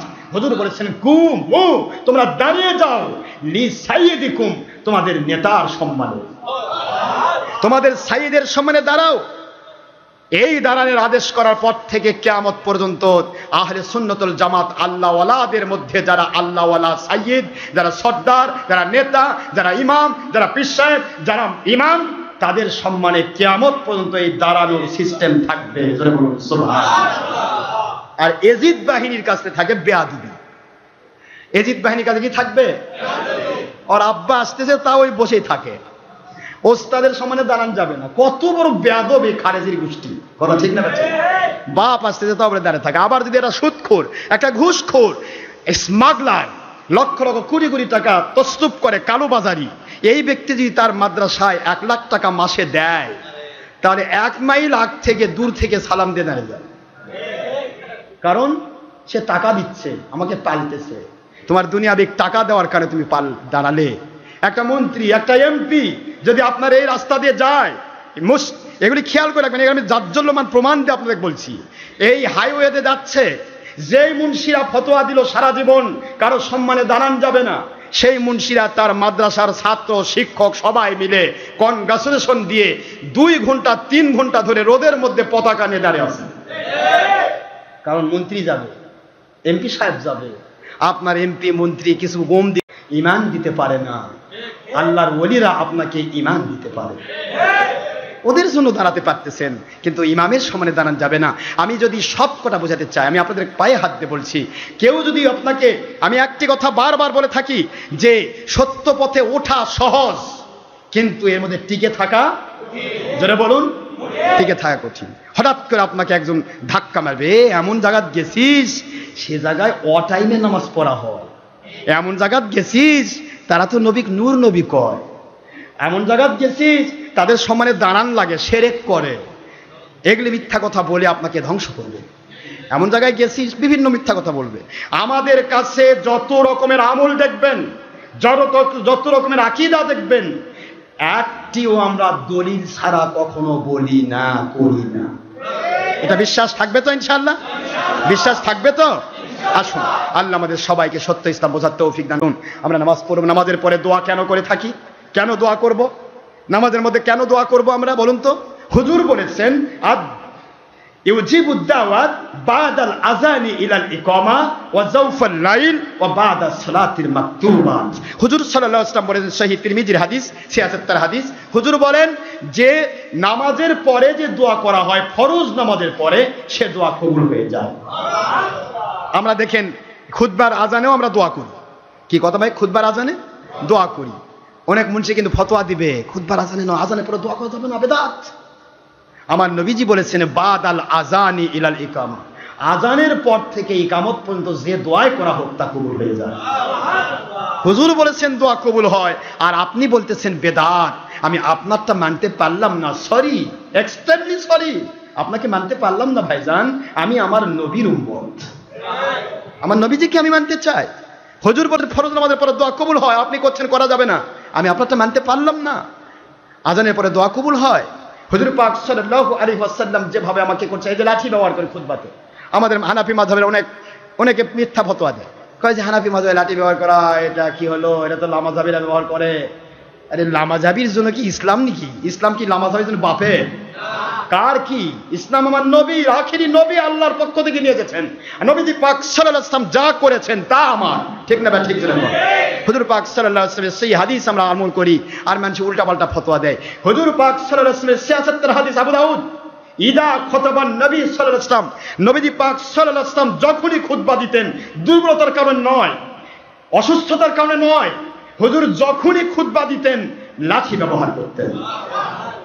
এমনকি জেহাদের ময়দানে হুজুর খুতবা দিতেন, জেহাদে হুজুরের কাছে লাঠি থাকতো না, কারণ জেহাদের ময়দানে বা হুজুর অন্য কোনো সময় লাঠি ব্যবহার করতেন না। জেহাদের ময়দানে খুতবা দেওয়ার সময় তিনি তলোয়ার সামনে রেখে খুতবা দিতেন। জোরে বলুন সুবহানাল্লাহ। হুজুর প্রমাণ করতে চান খুতবার মধ্যে লাঠি ব্যবহার সুন্নত। এরপরেও যারা দেখে খুতবা দেয় তাদের লাঠি ব্যবহার সুন্নত এটা সম্ভব হয় না, যার কারণে আমরা বলি ঠিক আছে, জায়েজ আছে। কিন্তু যখন মুখস্থ খুতবা দেওয়া হবে, হুজুর খুতবা দিতেন মুখস্থ, তিনি লাঠি ব্যবহার করতেন। আমরা মুখস্থ খুতবা দিয়ে আমরা লাঠি ব্যবহার করবো, এটা খাস সুন্নতের অন্তর্ভুক্ত, এটা কোনো দলের নয়, কোনো মতের নয়। আখিরি নবীর আগের তার সুন্নত, 100 শহীদের মর্যাদা। হুজুর বলেছেন মান তামাসসাকা বিসুন্নতি ইনদা ফাসাদি উম্মতি ফালাহু আজরু মিয়াতি শাহিদিন। যে ব্যক্তি আমার সুন্নতের পাবন্ধ হয়, ফিতনার সময়ে তাদের প্রত্যেকটা সুন্নতের বদলা 100 শহীদের মর্যাদা দেওয়া হয়। জোরে বলুন সুবহানাল্লাহ। সুতরাং সুন্নত পালন করতেই হবে ভাইজান। আমার জিন্দেগির পীরত্ব, আমার মুর্শিদ কিবলার পীরত্ব, আর তার পক্ষ থেকে খেলাফতের আমার জিন্দেগির পীরত্ব একটি, সেটা হলো মাথা থেকে পা পর্যন্ত, হায়াত থেকে মৌত পর্যন্ত আমার নবীজির সুন্নতে রঙে রঙিন করে দেওয়া। এটা আমাদের পীরত্ব। আমরা আপনাকে সুন্নত পালন করাতে চাই, নবীজির সুন্নাত কোরআন সুন্নাত ইজমা কিয়াসের আলোর মধ্যে চালাতে চাই। আমাদের ব্যক্তিগত কোনো পীরত্ব নেই ভাইজান, মনে কিছু নেবেন না। আসুন মহান আল্লাহ সবাইকে সত্য ইসলাম বোঝার তৌফিক দিন, আমিন। আমি আজকে আসলে মা বাবার খেদমত উপরে কথা ছিল, মা বাবার খেদমতের উপরে আলোচনা হচ্ছে কত জমা থেকে, কিন্তু আজকে সেদিকে আমি যেতেই পারলাম না। শুধু আমি আপনাদেরকে এইটুকু বোঝাতে চাইলাম যে বর্তমানে ইসলামটা নিয়ে যে সিনেমিনি খেলা হচ্ছে, আমি জানি প্রত্যেকটা জুমাতে আমার এখানে নতুন নতুন কিছু মুসল্লি আসেন, যাদেরকে একটা মানুষও যদি হয় বাতিল ফেরকা আর হক ফেরকা যেন চিনতে পারে, এই চিনিয়ে দেওয়া আমার দায়িত্ব। কথা কি ঠিক আছে? কাউকে জুলুম করে মানানোর দায়িত্ব আমার নয় ভাইজান, আমার দায়িত্ব বলে দেওয়া, ওমা আলাইনা ইল্লাল বালাগুল মুবিন, স্পষ্টভাবে সত্যটা বলে দেওয়া আমার দায়িত্ব। এরপরে না মানবেন, আপনার বিবেকের আদালতকে আপনি ফাঁকি দেন, ইনশাল্লাহ কিয়ামতের দিন আমি বেঁচে গেলাম, আপনি ধরা খাবেন। কথা ঠিক না? আমার কোনো যায় আসে না। মহান আল্লাহ আমাদের সবাইকে সত্য ইসলাম বোঝার তৌফিক দিন, আল্লাহ সন্তুষ্ট করে কবুল করুন। আমাদের সম্মানিত কবি মহাশয়, মহাকবি, বীর মুক্তিযোদ্ধা, তিনি তো প্রায় গত জুমাতে আপনাদেরকে একটা কবিতা আবৃত্তি করে শুনিয়েছিলেন, আজকেও তিনি একটা কবিতা নিয়ে এসেছেন, তিনি আবৃত্তি করে শোনাবেন। এরপর আপনারা সুন্নত নামাজ পড়বেন, তারপরে ইনশাআল্লাহ খুতবা দেওয়া হবে। ওমা আলাইনা ইল্লাল বালাগুল মুবিন। আসসালামু আলাইকুম ওয়া রাহমাতুল্লাহি ওয়া বারাকাতুহু। ইন্টারনেটের সারা পৃথিবীময় দেশ বিদেশ থেকে যারা আমাদের সাথে লেগে আছেন, তারা সকলেই, মহিলা যারা, তারা জোহর নামাজ আদায় করে নেন এই সুযোগে, যেহেতু মহিলা জামাতে নামাজ পড়া নিষিদ্ধ। আপনারা জোহর নামাজ পড়ে তারপরে আমাদের দোয়াতে শুরু হবে। আসসালামু আলাইকুম ওয়া রাহমাতুল্লাহি ওয়া বারাকাতুহু। জানি আজ সারা দেশ বীর মুক্তিযোদ্ধা মোহাম্মদ সুলতান মাহমুদ হুজুর কেবলা ডক্টর আশরাফ সিদ্দিকী সাহেবের পরকমলে। হুজুর কেবলা আশরাফ সিদ্দিকী কুবা মসজিদের ইমাম, একটা হতে প্রতি শুক্রবার করেন তিনি ভাষণ দান। ইন্টারনেটে, রেডিওর মাধ্যমে কোরআন হাদিসের বাণী সুললিত ভাষায় বর্ণনা করেন ডক্টর মহাজ্ঞানী। এ ভাষণ চলা আসর পর্যন্ত, শেষ হয় তারপর। হুজুরের ভাষণে মন খুশি হয় অন্তর। খুতবার পর জামাত শেষে এমন মোনাজাত হয়, কান্নার রোলা মসজিদ কাঁপে, জাগে দুজকের ভয়। সব মুসল্লি কেঁদে অস্থির, হুজুর বলিতে থাকে, মাফ চায়েরা সকলকেই নিও আপনার জান্নাতে। যেইখানে যেজন হাত উঠেছে সকলেই ইমানদার, কাউকে প্রভু দুদক দিও না, বান্দা তো আপনার। কোরআন হাদিস শুনতে এসেছে, এরা তাই শান্তি পথ, সৃষ্টির সেরা শেষ নবীজির এরাই তো উম্মত।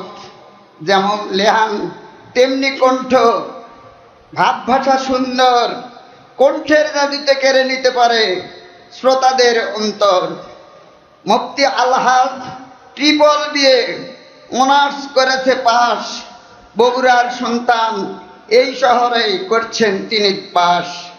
ভার্সিটি হতে এমএ ডিগ্রিটা 4th স্ট্যান্ড করে নেওয়া, শিক্ষা জীবনের পরিচিতি শেষ, উচিত পরিচয় দেওয়া। কাদেরিয়া, চিশতিয়া, নকশবন্দিয়া, মোজাদ্দাদ তরিকার পীর, সারা বিশ্বের তাফসীর কারক, চির উন্নত তার শির। সারা বিশ্বের সকল দেশে আছে তার মুরিদান, ইন্টারনেটে, রেডিওর মাধ্যমে করেন সে ভাষণ দান। অধীর আগ্রহে মুরিদের থাকে, শোনে তার নসিহত, কোরআন হাদিসের সঠিক ব্যাখ্যা দেখায় ইসলামী পথ, সারা দেশ জুড়ে মহাপৈল করে বুঝায় দিন ইসলাম। ৭২ দল বাতিল ফেরকার পরিচয় করেন দান। নবীর প্রেমিক মহান আশিক দিলে আছে নবীবর, ইসলামীর আলো ছড়ে দিতে চায় বিশ্বের প্রতিটি ঘর। যারা বলে নবী মাটির মানুষ, নূরের সৃষ্টি নয়, তাজিম সম্মান করে না নবীজির, কিভাবে মুমিন হয়? শিক্ষিত মূর্খ নয়, জ্ঞানবান নয় তো আলিম, এরা খোদার কালাম মনোযোগে পড়েনি, এরা তো ঈমান হারা। সূরা আহজাবের ৫৬ আয়াত করেনি হিরম, স্বয়ং খোদা ফেরেশতাদের নিয়ে কি করে প্রেরণ? দরুদ পাঠায়, সালাম পাঠায়, পাঠায়ও ইমানদার, সালাম আর দরুদ পাঠাবে না কেন? হুকুম তো আল্লাহর। হক্কানি আলিম তার কাছে যে দিন ইসলাম কি বোঝো, খোদার আদেশ কোনটা বারণ, দিন রাত এটা খোঁজো। যারা হুজুরের তাবেদারি করে, আল্লাহর তাবেদারি, হাদিস কোরআনের জ্ঞান যাদের নাই, তারা করে বাড়াবাড়ি, ভুল ব্যাখ্যা করে হাদিস কোরআনের, এরা তো নাফরমান। বিনা বিচারে পেয়ে যাবে তারা খোদার জাহান্নাম। নবীর খুশিতে খোদা খুশি হন, খোদার কালাম বলে নাই মহব্বত নবীর উপরে, এরা তো বাতিল দলে। ৭৩ দল হবে ৭০ নবীর মুখের বাণী, এক দল শুধু নাজাত পাইবে, বাকিরা জাহান্নামী। তোরা সবে আয় মসজিদ কোবাই, সকলেই দলে দলে, যারা বোঝো না কোরআন হাদিস থেকো না তাদের দলে। সঠিক দিনের পরিচয়টা নাও, সেই দিন ঈমান আনো। কোন পথ সঠিক কোন পথ বেঠিক, থাকিতে হায়াত মানো। ভুলের জন্য তওবা করিয়া বারবার মাপ চাও মাপ, তওবা করিলে থাকে না গুনাহ, থাকে না তো তার পাপ। যত পাপ তার করে মাপ খোদা, পুণ্যি বদল করে। তওবা করে পাপের জন্য পাপীরা কাঁদে উড়ে, হাদিস কোরআনে যেই কথা নাই, নাই কোনো প্রমাণ। নেকি হবে জেনে করিস না যেন কোনোদিন নাফরমান। টাকার জন্য হুজুর কেবলা ডাকে না তোদের ওরে, বুঝো ইসলাম দিনদার হও, যাবি তো সকলে মরে। মরার আগে দিনের নবীর দর্শন যদি পাও, দুদকের আগুন হবে হারাম, এটা বিশ্বাসে নাও। সারা বিশ্বে জয় জয়কার হুজুর কেবলার নাম। দিনদার যারা সকলেই জানি আশরাফ সিদ্দিকীর নাম। দেশ বিদেশে লাখ লাখ মুরিদ মানি তার উপদেশ, আল্লাহর বান্দা নবীর ভক্ত জানি আজ সারা দেশ। আসসালামু আলাইকুম ওয়া রাহমাতুল্লাহ।